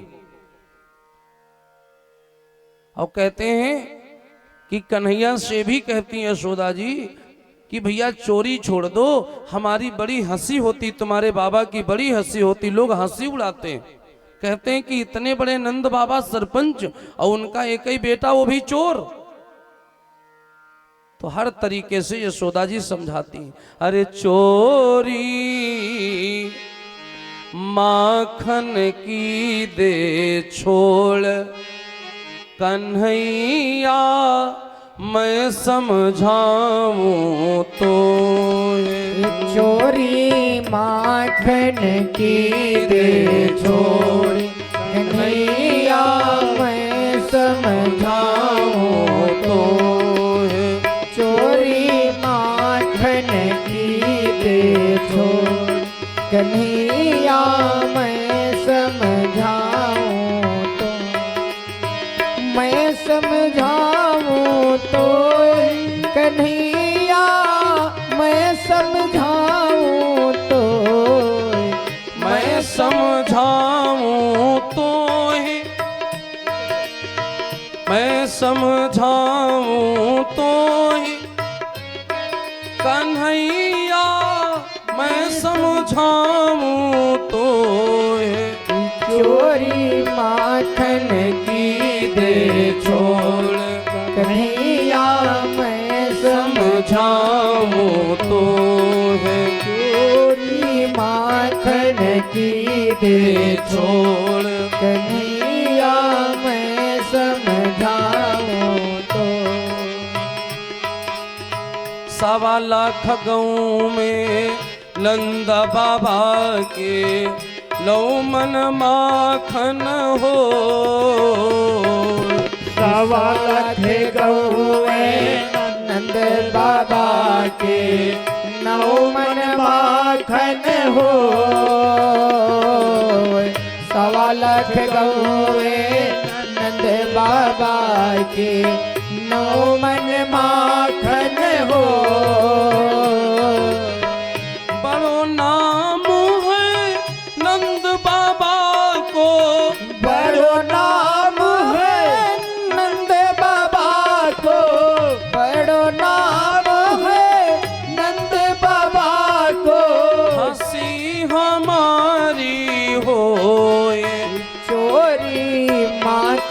की दे छोड़ कन्हैया मैं समझाऊं तो है चोरी माखन की दे छोड़ कन्हैया मैं समझाऊं तो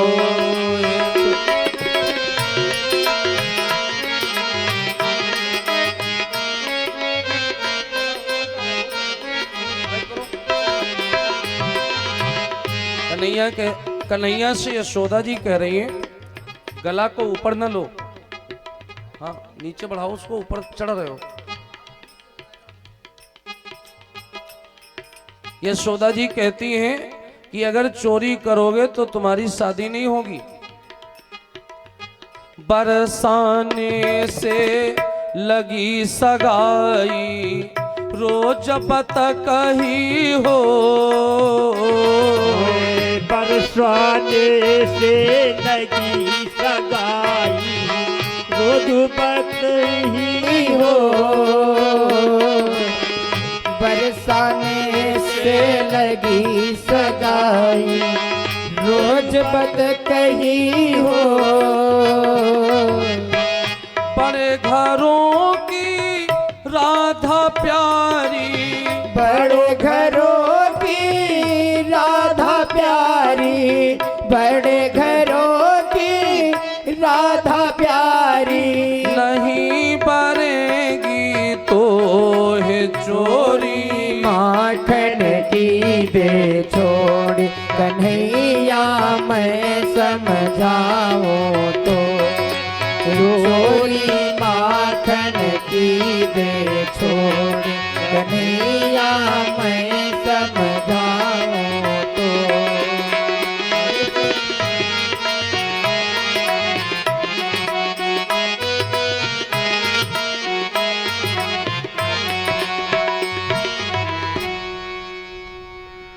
अब कन्हैया कहते हैं कि माता मैं चोरी ही कहां करता हूं, मैं चोरी करता ही कहां हूं। मैया मोरी मैं नहीं माखन खायो, मैं कब चोरी करता हूं किसी के घर। होती भोर मधुबन में भेजो सांझ पड़े घर आयो, मैया मोरी मैं नहीं माखन खायो। कन्हैया अपनी बात करते हैं कि मैंने माखन नहीं चुराया। तब यशोदा जी डांटती हैं, जो गोपी शिकायत लेकर आती उनको डांटती, कहती हैं तुम लोग हमारे लाला को चोर कहती हो। अगर मेरा लाला चोर है तो मेरे लाला को चोरी करते हुए पकड़ो और फिर पकड़ के मेरे पास लाओ, तब हम माने कि हमारा लाला चोर है। सभी ब्रज गोपिकाओं ने आपस में सलाह की कि ठीक है यशोदा जी ऐसे तो मानेंगी नहीं, कन्हैया को अब पकड़ो फिर लेकर के चलो तब तो मानेंगी। तो सब अलर्ट हो गई अपने अपने घर में, सब घात लगा के बैठी रहती कन्हैया फंस जाए चक्कर में। बस एक दिन कन्हैया चोरी करने गए और जिस घर में गए उस घर में पकड़ लिए गए। गोपी ने पकड़ लिया कन्हैया को और भगवान भी पकड़ में इसलिए आ गए क्योंकि भगवान अपने संगी साथियों को बचाने में लग गए। जब गोपी दौड़ी भगवान ने सोचा मैं भाग जाऊंगा तो बेचारे ग्वाल बाल फंस जाएंगे, और मैं पकड़ा गया तो गोपी हमें पकड़ के ले जाएंगी लेकिन मार सकती नहीं है, क्योंकि कन्हैया जानते मैं सरपंच का पुत्र हूं, नंद बाबा सरपंच हैं, मारने की इनकी हिम्मत नहीं। और यदि कहीं हमारे ये ग्वाल बाल साथी फंस गए तो इनकी सारी हड्डियां टेढ़ी हो जाएंगी इनके चक्कर में, क्योंकि गुस्से में तो काफी समय से गोपी बैठी हैं और फंस गए तो दशा खराब करेंगी। तो ग्वाल बालों को बचा लें, और हम फंस भी गए तो कोई ना कोई रास्ता तो निकाल ही लेंगे। इसलिए अपने संगी साथियों को कन्हैया बचाने में लग गए। खैर साथी तो बच गए, कन्हैया ही पकड़ लिए गए। गोपी ने बाह पकड़ी जकड़ के, बाह पकड़ के घसीटती भी लिए जा रही कहां, यशोदा जी के घर।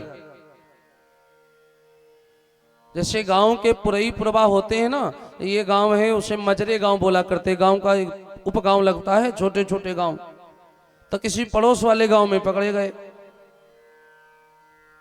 उसने कहा चलो तुमको यशोदा जी के सामने ले चलें, यशोदा जी को दिखावें कि आप चोर हो।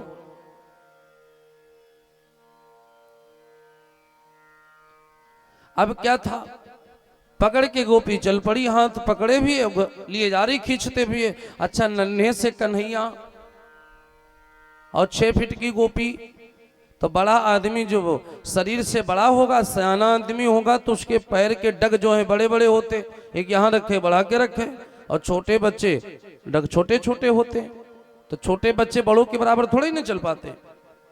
अब कन्हैया कहाँ छोटे से, गोपी कहाँ बड़ी सी, और गोपी मजबूत हाथों से पकड़े हाथ को कन्हैया के। अच्छा, गोपी भी दही दूध मक्खन खाई हुई गोपी, शरीर से तगड़ी तंदुरुस्त, बाह पकड़ी तो ऐसा लगे कि बाह कहीं उखड़ न जाए, इतनी मजबूती से पकड़ लिया। गुस्से में थी। अब आदमी जब गुस्से में किसी चीज को पकड़ता है तो बंधन मजबूत हो जाता है, आदमी कस के पकड़ता है।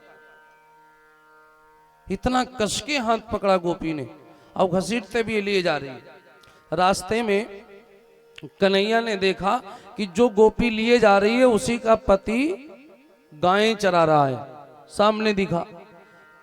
गोपी ने तो उस पर ध्यान दिया नहीं, कन्हैया ने देख लिया इसी का पति है जो गायें चरा रहा है। कन्हैया ने चुपके से इशारा किया, पास में आया। कन्हैया ने कहा मदद नहीं करोगे? उसने कहा बोलो। अच्छा, वो भी कन्हैया का मित्र ठहरा, कन्हैया से ग्वाल बाल वैसे भी प्रेम करते हैं। बोले बोलो क्या मदद करनी है? तो कहा ऐसा करो मित्र, अपनी पत्नी को अपनी बाह पकड़ा दो और हमारी छुड़वा दो, और नहीं तो अगर ये तुम्हारी पत्नी हमें लेकर गई तो मैया नहीं छोड़ेंगी हमें, यही मदद कर दो। अच्छा, वो भी इतना बावरा कि वो भी कन्हैया की मदद कैसे ना करे, भगवान की मदद कौन नहीं करेगा। बोला ठीक। कन्हैया की बाह छुड़वाया, अपनी बाह थमा दिया। अब यहां पर एक प्रश्न बनेगा, कुछ लोग दिमाग लगाते हैं कथा में ना कि ये कैसे हो गया, एक आदमी का हाथ छुड़ाया गया, दूसरे का पकड़ाया गया, तो गोपी जानी कैसे नहीं? लोग ऐसा दिमाग लगा सकते हैं, एक आदमी का हाथ छुड़ाओ और दूसरे का पकड़ाओ और फिर भी किसी को पता ना चले, भला ये भी संभव है? हाँ, है संभव। जैसे लोग बैठे रहते हैं और बगल में ही बड़ी बड़ी घटनाएं हो जाती हैं, लोग कहते हैं बैठे तो वहीं थे लेकिन जान नहीं पाए, बोलते नहीं है, कहते बैठे तो वहीं थे और पता नहीं चला कैसे हो गया। आदमी वही जानेगा जो भगवान जनाएंगे, और जो भगवान जनाना नहीं चाहेंगे वो आदमी जान भी नहीं पाएगा। जही चाहत जग देत जनाई, हम लोग वही बात जान पाएंगे जो भगवान जनाएंगे, और जो भगवान जनाना नहीं चाहते हैं वो हम जान भी नहीं सकते, वो हम जान भी नहीं सकते। तो भगवान ही नहीं जनाना चाहते तो गोपी कैसे जानेगी? बाह भगवान की छुड़ाकर उसके पति ने अपनी बाह पकड़ा दी। गोपी गुस्से में थी, उसने भी पीछे मुड़ के नहीं देखा, गुस्से में चली जा रही, सामने देख रही और खींचते हुए चली जा रही। उसका पति भी जा रहा है लेकिन बता नहीं रहा है कि हम तुम्हारे पति हैं। इतना बड़ा मित्र था कन्हैया का। और गोपी ने हद पार कर दी, यशोदा जी के द्वार पहुंच गई, फिर भी उसने पीछे मुड़ के नहीं देखा। आवाज लगाया यशोदा जी। यशोदा जी के लिए तो ये आम बात थी, सुबह से शाम तक लोग आवाज लगाते ही रहते थे, यशोदा मैया तुम्हारे कन्हैया ने ये कर दिया, यशोदा जी तुम्हारे कन्हैया ने ये कर दिया। ऐसा तो पूरा दिन चलता था। यशोदा जी ने सोचा फिर कोई आफत आई होगी। यशोदा जी द्वार पे आई, पूछी हाँ बोल क्या बात है, क्या कह रही है? गोपी बोली तुम ही कहती थी मेरे कन्हैया को पकड़ के लाना, तब कहना कि चोर है, देखो आज पकड़ के लाई हूं। अभी भी मुड़ के नहीं देख रही है, कह रही देखो पकड़ के लाई हूं। यशोदा जी हंसने लगी। यशोदा जी बोली, पगली एक बार मुड़ के तो देख ले, ये कन्हैया है, 6 फीट का कन्हैया है, ये तेरा पति है और तू कन्हैया कहती है। तब गोपी मुड़ करके देखी तो क्या देखी कि उसने अपने पति की ही बाह पकड़ रखी है। अब यशोदा जी डांटने लगी और यशोदा जी ने जब डांटना शुरू किया कि तुम लोग इसी तरीके से कन्हैया को चोरी लगाती हो, मेरा कन्हैया कभी चोरी नहीं करता है। अब यशोदा जी ने कन्हैया को आवाज दी, कहा कि देखो कन्हैया कहाँ है। कन्हैया को आवाज दी तो कन्हैया घर ही में निकले और घर से ऐसे निकले जैसे कोई आदमी सो करके जगा हो। कोई आदमी सो के जगता है, किसी के द्वार जाओ आवाज दो निकले। अगर वो सो रहा होता तो उसके शरीर मुख से लगने लगता है, मुखमंडल से, कि हाँ ये सो करके ही आया है, लगता कि नहीं। वैसे जब कन्हैया आए तो आंखें मीचते भी आए, ऐसा लगा कन्हैया सो रहे थे। अब गोपी जाने की सो नहीं रहे थे, लेकिन साबित कैसे करें। तो गोपी बोले कि मैया ये सब तुम्हारे लाला की कहानी है, पकड़ा तुम्हारे लाला को था। हम कसम खा के कहती हैं कि मैंने तुम्हारे लाला को ही चोरी करते पकड़ा था, और कन्हैया भी जाने किसने हमको पकड़ा था। समस्या तो यह है कि साबित कर सको तो करो। कन्हैया कहते माता मैं तो कहीं गया नहीं, मैया मैं तो घर ही में था, मैं तो सो रहा था। गोपी को और गुस्सा बढ़े। गोपी सोचे देखो कितना झूठा भी है, चोर तो है ही है, झूठा भी है, चोरी भी किया इसी ने, अब ये झूठ भी बोलता है और हम ही को झूठा ठहरा रहा है। गोपी को और गुस्सा बढ़े। कन्हैया कहते हैं कि हमने चोरी नहीं की है। कहते साबित कर सको तो साबित करो। कन्हैया मन में सोच रहे हैं कि अगर हम चोर तो है ही हैं, लेकिन तुम साबित कर सको तो करो। और आप जानते हैं कोई आदमी निर्दोष हो और कोई आदमी उसे दोषी बनावे तो आदमी क्या करता है, या तो रोने लगता है, या तो रोने लगता है, या फिर कसम खाने लगता है कि हम कसम खाते हैं हमारी कोई गलती नहीं। दो ये मार्ग है आदमी के पास। और तीसरा मार्ग ये है कि अगर सबल हो तो ये प्रूफ करे कि वो सही है। अगर सबल नहीं है तो दो ये मार्ग है, या तो रोने लगता है या तो कसम खाता है। अब गोपी बेचारी सबल तो नहीं है कृष्ण को झूठा साबित करे, अब सबूत नहीं मिल पा रहा है। पति ने कहानी बिगाड़ दी। तो गोपी जो है कसम खाने लगी। जब यशोदा जी ने डांटना शुरू किया तो गोपी कसम खाने लगी। गोपी कहने लगी मैया मैं कसम खाती हूं। और किसकी कसम? गौ माता की कसम खाती हूं, यमुना जी की कसम खाती हूं। कहते हैं कि ब्रज में गौ माता जन्म देने वाली माता से कम सम्मान नहीं पाती। गौ माता का बड़ा सम्मान है। सबसे बड़ा धन होता है गौधन। तो गोपी कसम खाने लगी। भागवत जी में चौपाई कि मैया साक्षी गोधन की है। मैं गौ माता की कसम खाती हूं कि तुम्हारे कन्हैया को ही हमने पकड़ा था। अपनी बात को सिद्ध कर रही गोपी, निर्दोष है लेकिन फिर भी झूठी बन गई। अरे मैया साक्षी गोधन की है, सौगंध मुझे यमुना की है। मैया साक्षी गोधन की है, सौगंध मुझे यमुना की है। मैया साक्षी गोधन की है, सौगंध मुझे यमुना की है। मैया साक्षी गोधन की है, सौगंध मुझे यमुना की है। जो कुछ भी देख रही मैया, जो कुछ भी देख रही मैया, वो मोहन की चाला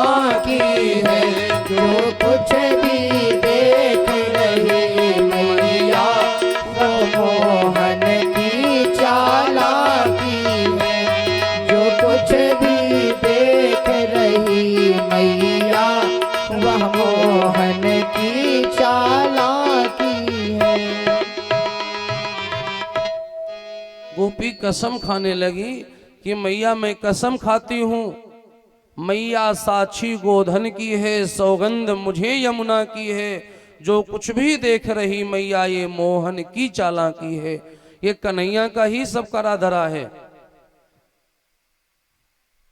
तो माता को लगा कि बात तो सही है, कोई झूठी कसम थोड़े ना खाएगा, इतनी बड़ी कसम तो इसका मतलब कुछ इसी ने गड़बड़ किया होगा। तो कन्हैया की तरफ जैसे मैया ने मुड़ के देखा, कन्हैया बोले माता एक मिनट, अगर ये गोपी कसम खा सकती है तो हम भी कसम खा सकते। गोपी मन में सोचे ये कितना झूठ बोलता है कन्हैया, अभी तक तो चोर ही था, अब ये इतना पक्का झूठा हो गया है, ये कसम खाने को भी तैयार है। पकड़ा जबकि इसी को है, चोर है ये, पकड़ा गया था, फिर भी देखो कितना झूठ बोलता है, ये कसम भी खाने को तैयार है। कन्हैया बोले अगर ये गोपी कसम खाती है तो आप इसकी बात मानने लगी, तो मैं भी कसम खाता हूं, मेरी भी बात मानो।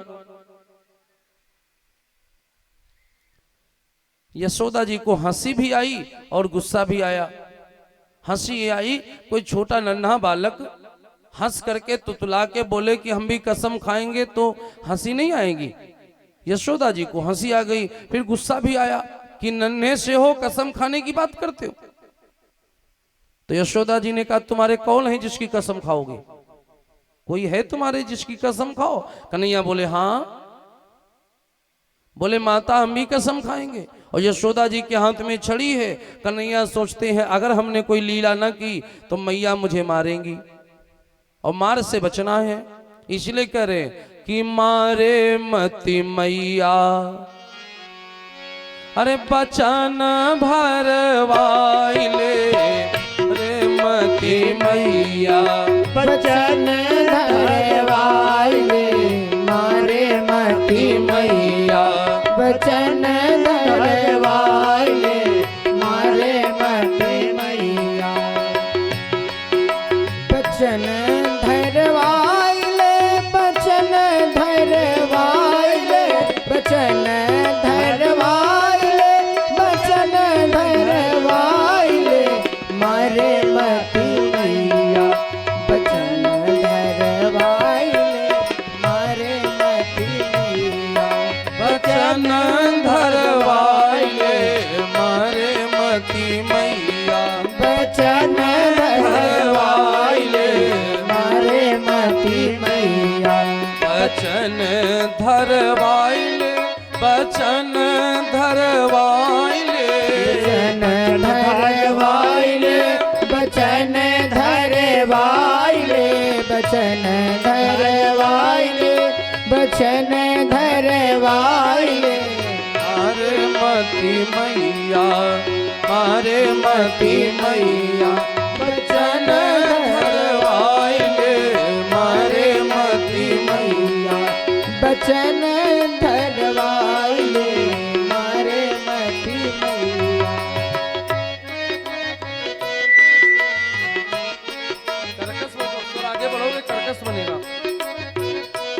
ले मारे मती मैया, बचन धरवाइले मारे मती मैया, बचन धरवाइले मारे मती मैया, सरयू की खवाइले चाहे यमुना की खवाइले, सरयू की खवाइले चाहे यमुना की खवाइले, सरयू की खवाइले चाहे यमुना की खवाइले, चाहे गंगा पे, चाहे गंगा पे हाथ धरवाइले मारे मती मैया, बचन धरवाइले मारे मती मैया, बचन धरवाइले मारे मती मैया, धरवाइले मारे मती मैया, बचन धरवाइले मारे मती मैया। कन्हैया कहते माता अगर ये कसम खा सकती है तो हम भी कसम खा सकते हैं। और यशोदा जी ने पहले तो थोड़ी सी नाराजगी हुई, फिर कन्हैया के व्यवहार को देखते हुए कन्हैया बालक माता के सामने चाहे जितनी बड़ी गलती करे फिर भी माता उसका नटखटपन अपने हृदय पर नहीं लेती है, आमोद प्रमोद में लेकर के बात को टाल ही देती। यशोदा जी ने बात को टाल दिया और गोपी बेचारी रोती हुई अपने पति को कोसती हुई वापस लौट गई। अब पति भी, क्योंकि पति की वजह से तो उसे नीचा देखना पड़ा, कन्हैया से तो नहीं कह सकती, लेकिन आदमी को तो डांट फटकार सकती है, तो अपने पति को कोस रही है कि तुम्ही ने सब गड़बड़ कर दिया, तुम्ही ने हमको झूठा बनाया, तुम्ही ने सब गड़बड़ की है। और पति बोले ना, पति चुप, क्योंकि किया उसी ने है इसीलिए चुप। अद्भुत लीलाएं हैं कन्हैया की, माखन चोरी की। अब हम वाणी को यहीं पर विश्राम करेंगे, आरती होगी, आप लोग प्रसाद लेके जाएंगे, शेष कथा आप लोग रात्रि से यहीं से आगे के कथा का दर्शन करेंगे। ये प्रसंग से अलग से है, एक गीत है जिसमें ये बताया गया है संसार में कौन सी चीज किसके बिना अधूरी है। भजन में आप लोग भी आनंद लें, गावें। संसार में कुछ चीजें हैं जो एक दूसरे की पूरक हैं, एक दूसरे से पूरी होती हैं, एक दूसरे के बिना अधूरी रहती हैं। तो कौन कौन सी चीजें हैं वो भजन में आप लोग सुने, आनंद लें और बोलें।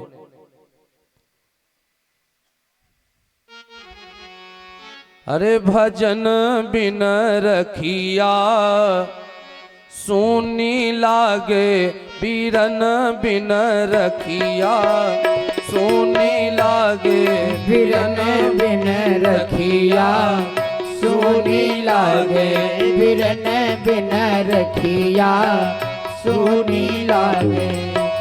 सोनी लागे हो सोनी लागे, सोनी लागे हो सोनी लागे, बिरन बिरन बिन रखिया सोनी लागे, बीरन बिन रखिया सोनी लागे, बिरन बिन रखिया सोनी लागे।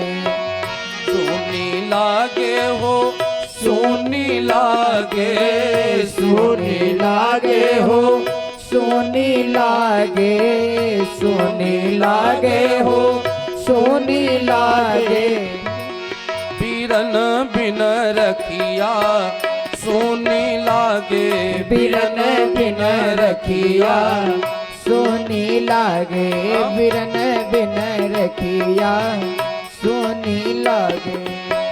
सास ससुर बिना ससुरो सुनो, सास ससुर बिना ससुरो सुनो, सास ससुर बिना ससुरो सुनो, सास ससुर बिना ससुरो सुनो, सास ससुर बिना ससुरो सुनो, सास ससुर बिना ससुरो सुनो, सजन बिन सजिया सोनी लागे, सजन बिन सजिया सोनी लागे, सजन बिन सजिया सोनी लागे।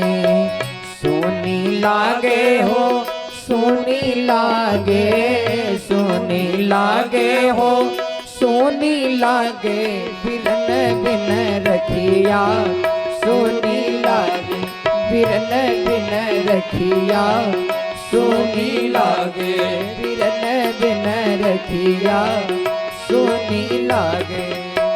मात पिता बिना मई को सुनो, मात पिता बिना मई को सुनो, मात पिता बिना मई को सुनो, मात पिता बिना मई को सुनो, ललन बिन गोदिया सोनी लागे, ललन बिन गोदिया सोनी लागे ललन बिन गोदिया सोनी लागे सोनी लागे हो सोनी लागे सोनी लागे हो सोनी लागे ललन बिन गोदिया सोनी लागे ललन बिन गोदिया सोनी लागे सोनी लागे बिन गोदिया सोनी लागे सूरज के बिना दिन है सुनो सूरज के बिना दिन है सोनो सूरज के बिना दिन है सोनो सूरज के बिना दिन है सुनो चंद्र बिन रतिया सोनी लागे चंद्र बिन रतिया सोनी लागे चंद्र बिन रतिया सोनी लागे सोनी लागे हो सोनी लागे सोनी लागे हो सोनी लागे चंद्र बिन रतिया सोनी लागे चंद्र बिन रतिया सोनी लागे चंद्र बिन रतिया सोनी लागे दान के बिना हाथ सोने दान के बिना हाथ सोने दान के बिना हाथ सोने दान के बिना हाथ है सुने भजन बिन जिभिया सोनी लागे भजन बिन जिभिया सोनी लागे भजन बिन जिभिया सोनी लागे सोनी लागे हो सोनी लागे सोनी लागे हो सोनी लागे भजन बिन जिभिया सोनी लागे भजन बिन जिभिया सोनी लागे भजन बिन जिभिया सोनी लागे बिरन बिन रखिया सोनी लागे बिरन बिन रखिया सोनी लागे ईश्वर की आरती पार ब्रह्म ईश्वर की आदि अनादि अखंड अमर की आदि अनादि अखंड अमर की प्रथम आरती गुरु चरणन की प्रथम आरती गुरु चरण की शिव सुत गणपति गजा ननन की शिव सुत गणपति गजानन की पुण्य उनके सुत सड़ा ननन की पुण्य उनके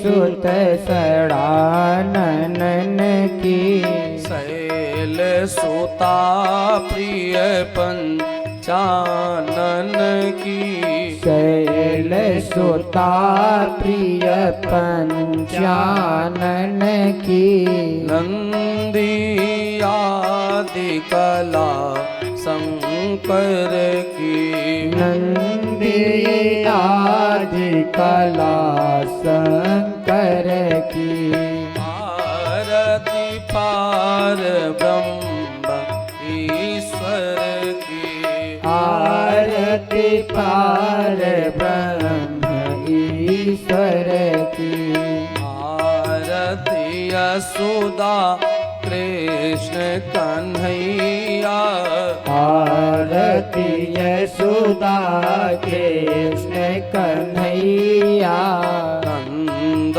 आदि गोकुल की गैया नंद आदि गोकुल की गैया वसुदेव देवकी मैया पुनि वसुदेव देवकी मैया रोहिणी अरु बलदा ओ भैया रोहिणी अर बलदाओ भैया प्रिय ब्रस भानुराधिका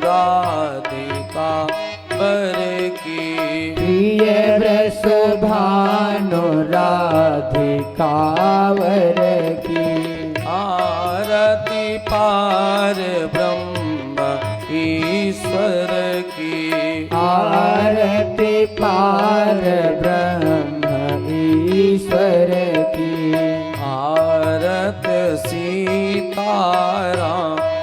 लखन की आरती सीताराम लखन की भरत आदि प्रिय रे पोसो तन की भरत आदि प्रिय पोषोदन की कौसल्यादि मातु परिजन की कौशल्यादि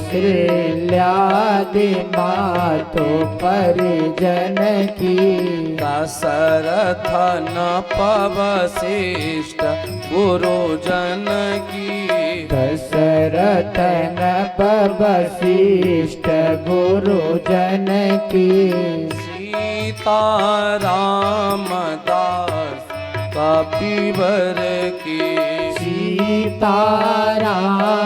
दास कपिवर की आरती पार ब्रह्म ईश्वर की आरती पार ब्रह्म ईश्वर की आरती दुर्गा सरस्वती की आरती दुर्गा सरस्वती की गंगा यमुना धेनुमती की गंगा यमुना धेनुमती की कमणि कमला पार्वती की रुक्मिणी कमला पार्वती की व्यासपुत्र सुखदेवयती